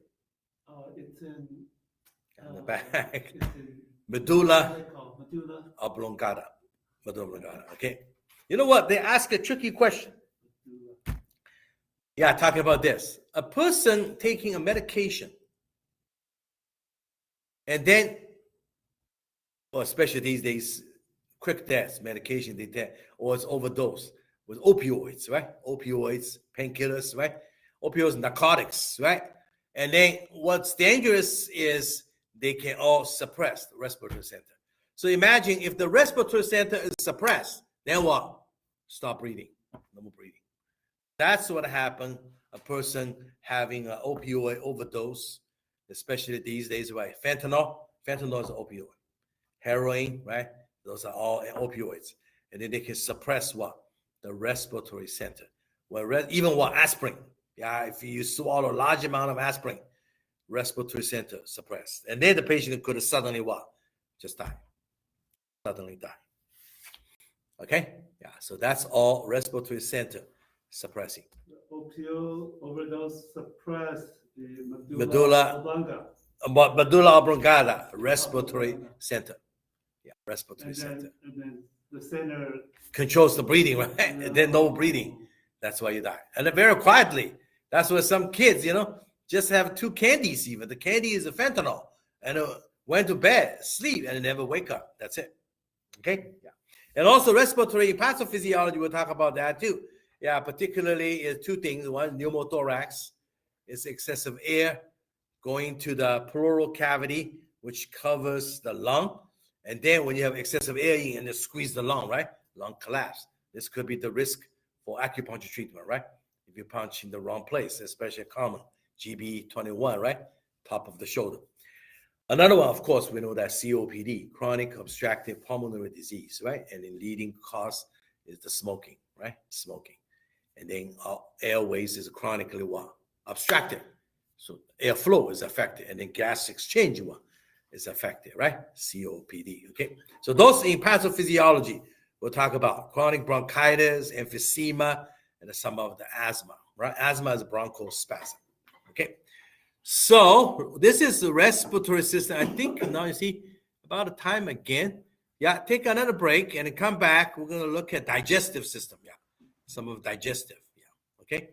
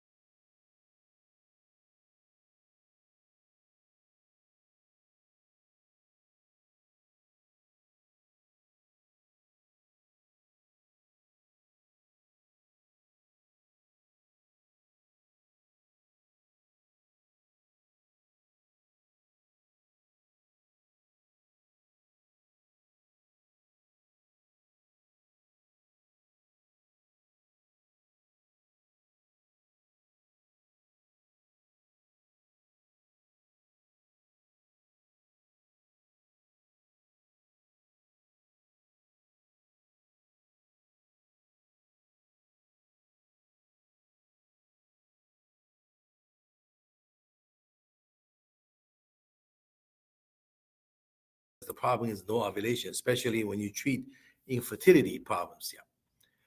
Okay. So this is the endocrine part. For women, most common female endocrine disease is PCOS, polycystic ovarian syndrome.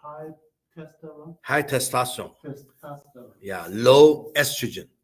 So no egg is released. If egg is not released, the person cannot what? Get pregnant, right? Because no egg, how you get pregnant? So this is all associated. Yeah. So leading cause of infertility, most common endocrine disease in women, and it's associated with insulin resistance. So those people have a high risk of type 2 diabetes. Type 2 diabetes. That's the mostly associated. Okay, so let's look at digestive now. Digestive system generally is more straightforward. GI, upper GI, lower GI, and then you have structures, the GI functions, right? And the food intake, digestion, and then you break down food, and then you absorb nutrients. Now, a few particular things you probably have to know is, I want to say, especially for stomach. See, stomach has multiple functions. We usually know that stomach receives the food, right? And break down the food. Mechanically, so physically, it's called churning, right? Squeeze it. And then chemically, you have a stomach acid. The stomach acid is to activate the enzyme, pepsinogen, to pepsin, to break down proteins. Is that right? I kind of know that, digestive. But one other things a lot of time people ignore is the stomach secretes. One is what? Is a factor called intrinsic factor. IF. Intrinsic factor. And they're always on the board exam. And this factor is also called IF. Now, why we need this factor? This factor is required for a particular vitamin absorption. It's called vitamin B12. Vitamin B12. Absorption. But B12 absorption is not in the stomach. It's actually in the last part of small intestine. That's the last part. But this last part, which is the ileum, absorption side, you have to have intrinsic factor present. If you don't have intrinsic factor, B12 cannot be absorbed. Well, basically, it's the carrier. You carry a B12 absorption. So here's the problem. If a person has a chronic gastritis, so stomach chronically has inflammation, and they're causing the stomach tissue wall shrinking. So this is what they call atrophic gastritis. So stomach atrophy, shrinking, inflammation. Then the intrinsic factor is not secreted enough. So not enough intrinsic factor. And that's going to affect vitamin B12 absorption. And the B12 absorption affected, the biggest problem is what? It's going to cause anemia. So this anemia is a really bad one. It's a kind of a series of reactions because the steps, right? Stomach problem, lack of intrinsic factor, affecting the B12 absorption, and without enough B12, so the body will not make red blood cells. So this anemia is called pernicious anemia. I was always on the board exam. Pernicious anemia. What is that? It's a B12 deficiency anemia. What causes that? It's a lack of intrinsic factor. The intrinsic factor from where? From stomach. Why causing this problem? It's atrophy. Yeah, stomach tissue chronic inflammation affecting what? Intrinsic factor production. So this is another one. Very important one for stomach. Yeah, so this. And then also stomach, another problem is we know that inflammation is one. Ulcer is another one, right? And even cancer. Those three, inflammation, ulceration, cancer, they're all associated with a bacteria. The microbiology will review that too, but here just give you some heads up. Always associated with a bacteria called what? H. pylori. H. pylori. Helicobacter pylori. Yeah, so this is always on the board exam. Which bacteria is involved in gastritis, gastric ulcer, and the gastric carcinoma, cancer, stomach cancer. Okay, so then once detected, this bacteria, That's why they ask you what's next you're going to do? Antibiotic treatment. 14 days antibiotic treatment with 3 or 4 antibiotics, triple or quadruple antibiotics to treat for 14 days. And then after that, you check again to see if the bacteria has been eliminated or not. But the problem is a very high rate of recurrence. It may at one point come back again sometimes. Yeah. So that's why you really have to treat it. If you don't treat it, the person at the risk for all those 3: inflammation, ulceration, and cancer. Yeah. So that's what the stomach, they always test, particularly for stomach, these things. We have to know that, okay? Yeah. And then people say, how do you diagnose, stomach? Well, the best diagnosis for stomach problem is what? Endoscope, gastroscopy. It's endoscope going through the mouth, the esophagus, and then going to the stomach, and they see inside. Yeah, even you see some ulcers, and then you can do some treatment, right? Yeah, and if you suspect it's a cancer, and you can do a biopsy. You try to get a tissues, right? And then do a biopsy, and then find out to confirm if it's really a cancer or not. Yeah. Okay.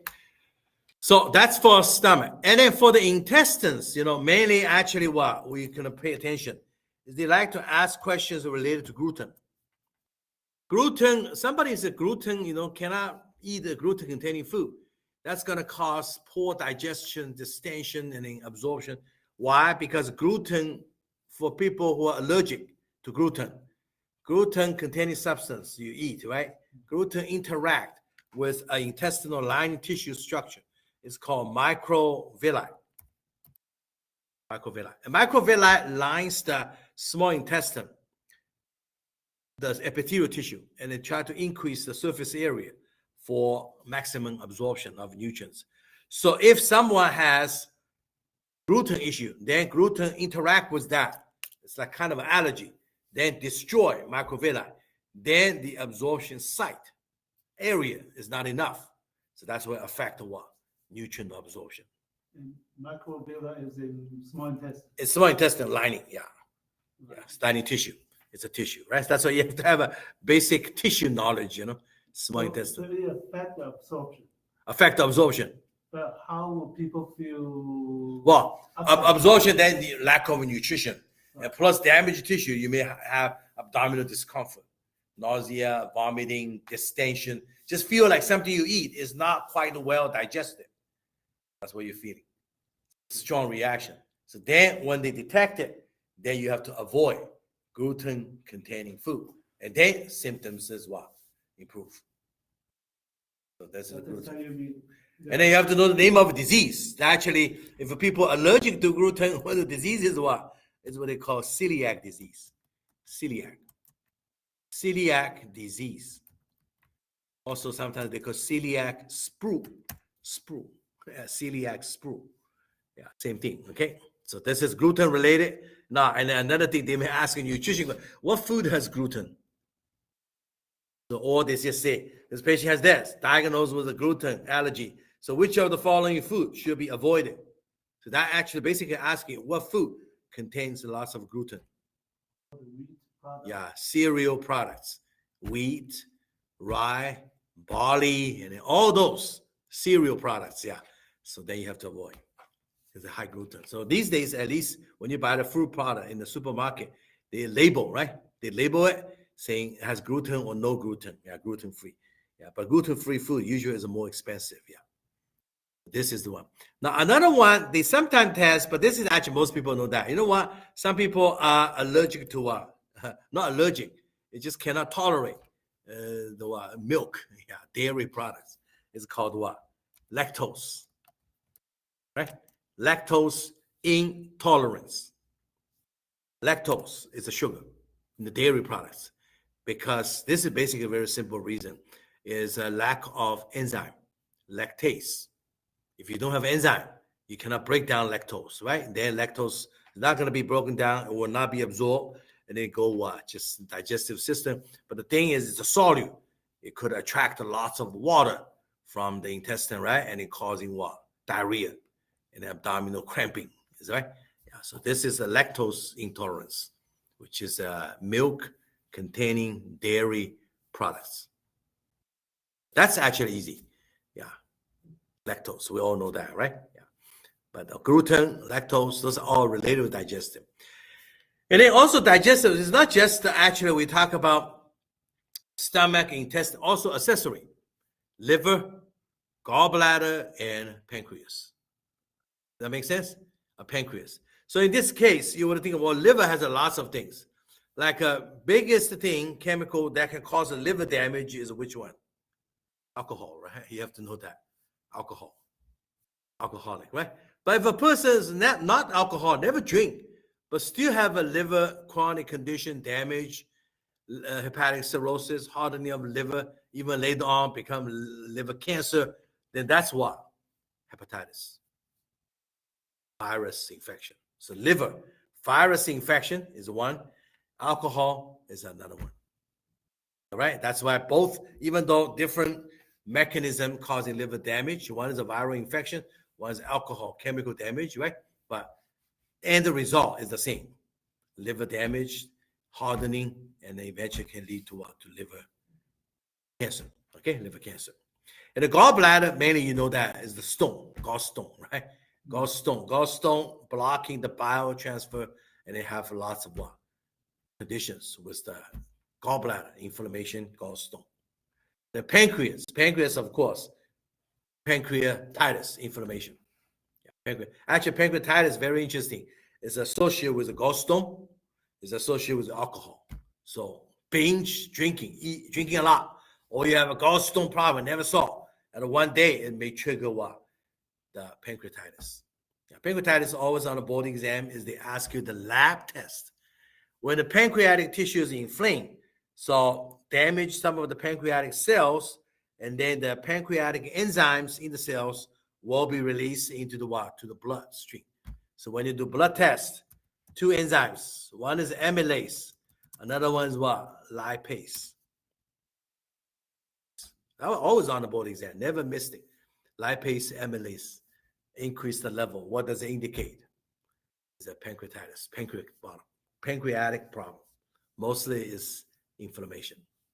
Okay, so those are the enzymes. Because pancreas secrete a lot of enzymes, is that right? And that helps what? The digestion. And pancreatic enzyme is delivered to the what? To the small intestine. Bile is also delivered what? To the small intestine, right? Yeah. So these two levels are both increase or either? Both increase. Both are enzyme by the pancreas. And usually we test them both together. Amylase is the enzyme that's supposed to break down starch. Yeah, amylo. And lipase to break down lipid. So when the pancreatic cells are damaged, then what? Those enzymes are released, right? Yeah, so particularly test those two. It's always tested together. And those tests, you find out what both enzymes level are high in the blood. I indicate pancreas problem. Okay? Yeah, pancreatic problem. Why? Well, that means that's only pancreatic cells have those enzymes. No other organs have those enzymes, So when it's in the blood, that means pancreatic cells damage. If you don't damage, they're in the cells. Why in the blood, right? In the blood, that means what? You have pancreatic cells damage. But I remember amylase, mouse can Well, mouse secretes certain amylase to start the digestion. Yeah. But that's not enough. In a mouse, you secrete that you swallow through digestive system, You're not going to go to the blood. You got it? Yeah. But pancreas enzyme supposed to go to the digestive tract. But because pancreatic cells damaged, the cells surrounded by the blood vessels, they go into the blood, You know what I'm talking about? You go into the blood. That's what the cause was. When you detect it, you find out, oh, there's something wrong with the pancreas. Yeah. So the mouse amylase, just like a stomach, secrete a little bit lipase too. But they all go into digestive system. That's all. Just like amylase, lipase in the digestive system. Well, that's okay because that's what's supposed to, right? To actually help digestion.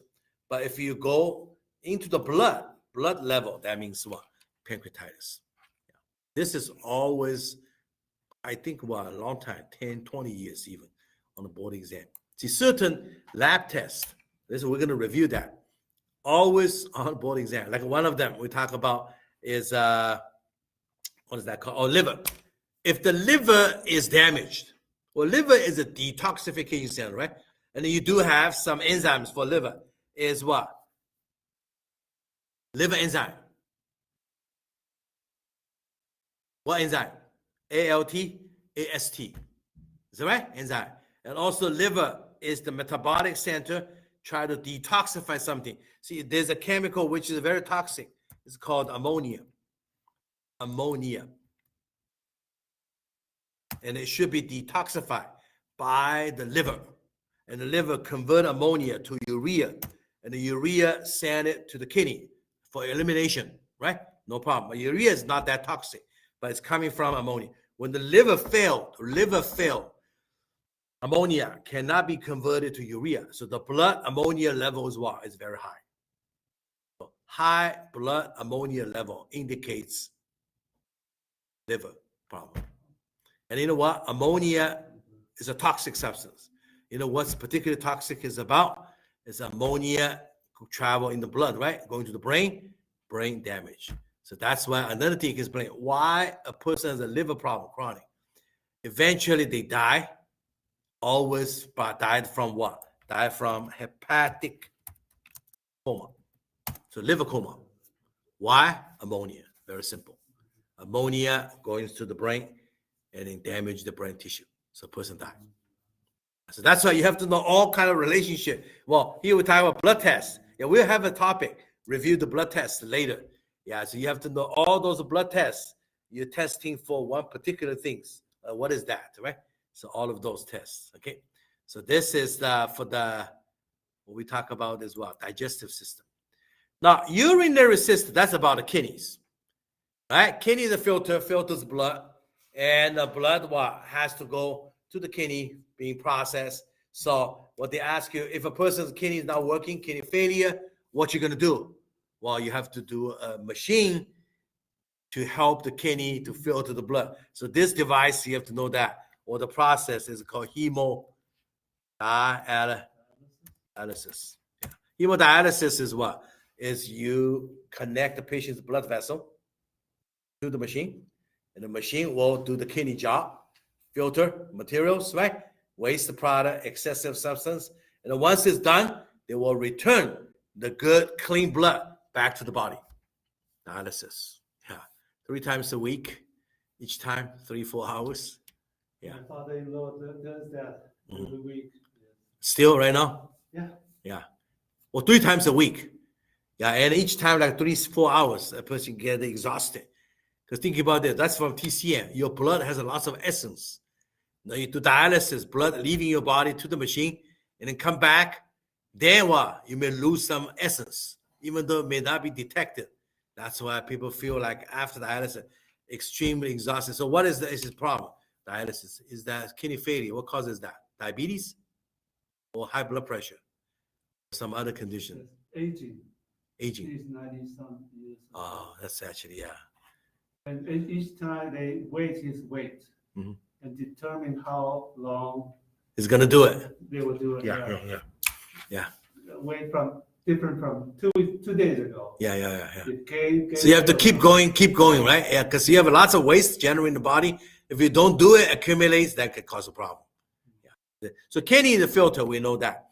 And then also another thing we have to talk about, because kidney is involved in the body fluid balance. Is that right? That's why cardiovascular, the high blood pressure, why we use the treatment diuretics. We want to get rid of the fluid, right? And you want to retain what? The fluid. Let's say put it dehydrated, right? Yeah, electrolytes. So this balance is also what? Very important. Another thing they ask is not just the kidney, urinary tract, the urinary bladder. So always a question on the board exam you see that is what? UTI, urinary tract infection. One question. What is the most common pathogen? E. coli, right? E. coli. What is the most common organ infected? Bladder, urinary bladder, which is called what? You have to be familiar with the name. It's called cystitis. Yeah, that's always on the board exam. Yeah, cystitis, symptoms what? Urgent, frequent, painful urination. Is that right? Yeah, and then what? bladder infection. And then that's the most common UTI. And then the E. coli bacteria is the number one cause. Yeah, that caused that. Okay.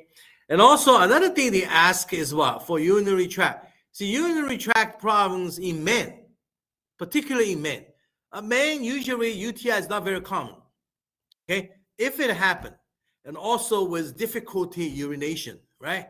Like a urine stream, it gets very thin, hesitant, and especially in the older gentlemen.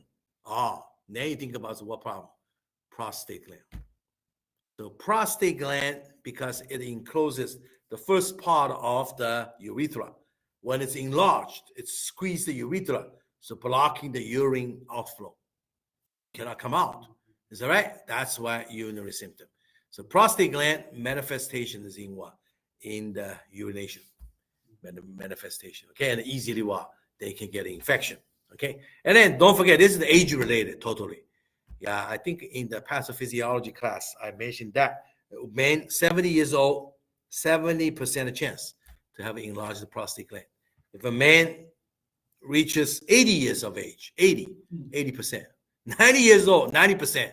If you live up to 100 years, 100%, you have an enlarged prostate gland. So always have a urinary what? Symptoms.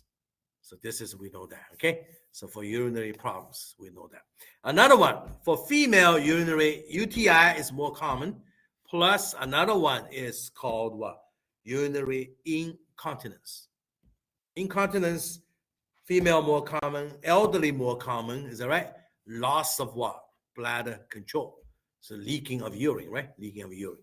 Yeah. Incontinence. Yeah. Incontinence also have different reasons. Sometimes is the bladder is just overactive.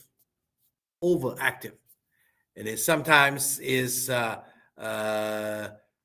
intra-abdominal pressure is too high. Keep pushing, like a person have a chronic cough, right? And then what? Push the urine, squeeze the bladder, right? And urine out. Or another one for male, prostate gland, because you block, right? The urethra. And when the urine accumulates in the bladder to a certain point, suddenly squeeze it and then boom, urine comes out. So this is all can cause what? Incontinence. So incontinence is a loss of bladder control. Yeah, bladder control. Okay. And since we talk about it affects the body fluid, right? And the electrolytes. And also what? Acid-base balance. So this is, they usually don't test very basic. For example, what is acid? What is base? They don't ask that. Instead, they will say some complications. For example, if a person has COPD, chronic obstructive pulmonary disease, so the breathing is not good, so gas exchange is not good. You have lots of carbon dioxide accumulating in the body. Carbon dioxide combined with the water forms acid. It's called carbonic acid. Now, this acid is we call what? Respiratory acidosis. So the acidosis is caused by respiratory problem, right? Acidosis. So pH is going to be low. Another one, a person is diabetic. Blood sugar is not under control condition. Because diabetic patient cannot use sugar for energy, right? Because insulin issue, either resistant or lack of insulin.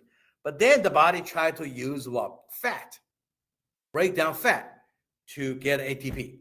And break down the fat, there's a byproduct from fat metabolism, which is called what? Ketone bodies. Ketone. And the ketone bodies what? It's very acidic. And it can cause what? Severe ketoacidosis. Ketoacidosis, which is called what? Metabolic acidosis. So the metabolism generates excessive acid. So those are all what? Acidosis. So respiratory is COPD, the respiratory problem. Metabolic usually is what? Diabetic. Ketoacidosis. And then you know what's acidosis is bad? If the body has lots of acid, proteins is very sensitive to acid. If the proteins is in the acidic environment, structure can be damaged, function can stop working. Now we use a name when the proteins is not going to function anymore, and we call the what? Protein is denatured. Denatured. So protein nature. Well, protein in the body basically right for structure, build up structure, also perform certain function. they will be totally affected. Okay, so this is the for particularly for the acidosis. So acid-base balance is actually very important. Yeah, from the urinary system, you're gonna actually have to be very clear. Yes. Dr. Ted, could you repeat the ketone stuff with okay. Diabetes, body cannot use sugar for energy, right? Why? Because you either have no insulin or insulin resistance. So the body ATP generation is not from the sugar. Yeah. But then your body still need to survive, right? So body start to use what? Fat. And the fat metabolism generates ketone bodies. Ketone is a very acidic substance. Then it can cause what? Ketone acidosis. Any acidic condition, right? No matter what kind of acid, they all can affect the kidney function. That's why finally destroy protein structures, destroy affect the protein functions also, right? Because in the denatured, we say the protein is denatured. Okay, so that's acid-base balance. That's kind of abnormality. We see that. And then after that, the last system here is the reproductive system. Reproductive generally is very simple, but a few things usually is also related with endocrine because reproductive system is regulated by the hormones, right? Usually. For example, male. So if a male has sexual dysfunction, it could be low testosterone, right? The male, sex drive, sex function, testosterone low, ED. But ED actually most commonly is not because of a low hormone. Instead, more commonly is what? Is a blood vessel problem. Remember, in order to have a male erection, sexual arousal erection basically is what? Is the blood vessels supplying the penis is dilated. Then you have more blood flow, right? Erection. So now if the vessel cannot dilate enough, not enough blood flow. So erectile dysfunction. So that's why, what's drugs, you think about that, right? The drugs to treat ED, basically what drugs? Vasodilators, dilate the vessel, right? Even though sometimes ED also can be caused by psychogenic, right? Psychogenic factors, and it can cause erectile dysfunction. So sexual dysfunction, that's for male, reproductive. That's pretty much, that's the most common. And also some of those genetic, you have to know that. Like common questions, they say, why a teenage boy starting at age like about 15, they should start monthly to check their scrotum to see if testes has any lump in there, because you want to detect early detection of testicular cancer. Testicular cancer is genetically embryonic origin determined. It start age 15 to 35, most common age. So that's why you have to do self-examination. Whenever you find out the lump, go to see a doctor, and they have to detect early. So this is usually for male, right? Testicular and examination, when we see that. Now, female reproductive system have a lot more problems with males, right? Most common is the menstrual problem, menstruation, right? And also related with ovulation problem, right? And that's why affect fertility problems, right? And also female has another one. It also can cause ectopic pregnancy, that's another one. And also PID, pelvic inflammatory disease. Actually started with STD, gonorrhea, chlamydia, and then if you don't treat it, and then later on inflammation, scar tissue, and then blocking the tube, fallopian tube, and then cannot get pregnant. Female also, right? Amenorrhea, no menstruation, painful menstruation, is that right? And ovulation, like for example, when egg is developed, mature, you release it. A release of egg requires a specific hormone. Always on the board exam. Which hormone? LH. Luteinizing hormone. Don't forget that. Luteinizing hormone is required, a surge for ovulation. Okay. So release of egg. Well, if egg is not released, then there's no way you can get pregnant. That's what we see. What is the most common cause of and ovulation, PCOS, polycystic ovarian syndrome. Yeah, those patients, ovary has a lot of cyst. Why cyst? Because the follicle mature, but egg is never released. They accumulate in there. So that's why. And then we see the root cause for PCOS is the insulin resistance. Yeah, insulin resistance. So those people also the risk for type 2 diabetes. Okay, type 2 diabetes. And how would you know they have a cyst? Cyst is actually found in the what? On the ultrasound. Okay. Yeah, female actually more specific. Just like another one, a female has endometriosis. What is that? Is the uterus lining tissue inside. It comes out to the outside of the uterus, right? Endometriosis. And mostly where? In the pelvic cavity. Fallopian tube, on the ovaries, is right? And they grow endometrial tissue. So every month, under the influence of hormone, they're going to have a bleeding. And after that, scar tissue and the ovary may develop even a cyst. And with old blood in there, that's something we call chocolate cyst. Chocolate cyst is not because the person has a lots of chocolate. No, it's just old blood accumulating in the ovary cyst. It looks like the blood color is like chocolate color. Okay. Now, one board really prefer the question is endometriosis patient, right? It's in the pelvic cavity. You have those lesions from endometrial tissue. To confirm endometriosis, which procedure is required? It's endoscopy, because seeing is believing. Laparoscopy. Laparoscope is endoscope inserted into the abdominal pelvic cavity, and then to see what's going on inside. And in order to see it, then it will help you to confirm. Because if you don't see it, you cannot believe this is a diagnosis, right, for endometriosis. Yeah, endometriosis. Endometriosis, the main characteristic is the secondary dysmenorrhea. Why they go secondary? Because originally when they have a menstrual period, it's okay, not too bad. There's not a lot of pain. But now kind of starting to have a very severe painful menstruation. So secondary. So it's after certain period of time, and it start to develop this painful secondary dysmenorrhea. This is a feature for endometriosis. That's what we see there, okay? And also, of course, for female, a lot of other things even associated with what? With the examination. What examination? What's that? My nose won't stop bleeding. No, put your head backward. Yeah, and then punch the nasal bridge. That's it? Yeah. Right. Okay, yeah. Do you mind? I'm sorry. No, just sit here. Yeah, no problem. Thank Yeah, you. we have someone have this. Yeah, just nosebleed. Just me. Yeah. Please. Okay. So anyway, yeah. So this is what we talk about. And then another thing we talk about female is some examination. For example, cervix. Yeah, that's always you have to know that cervix is the area because it's exposed, right?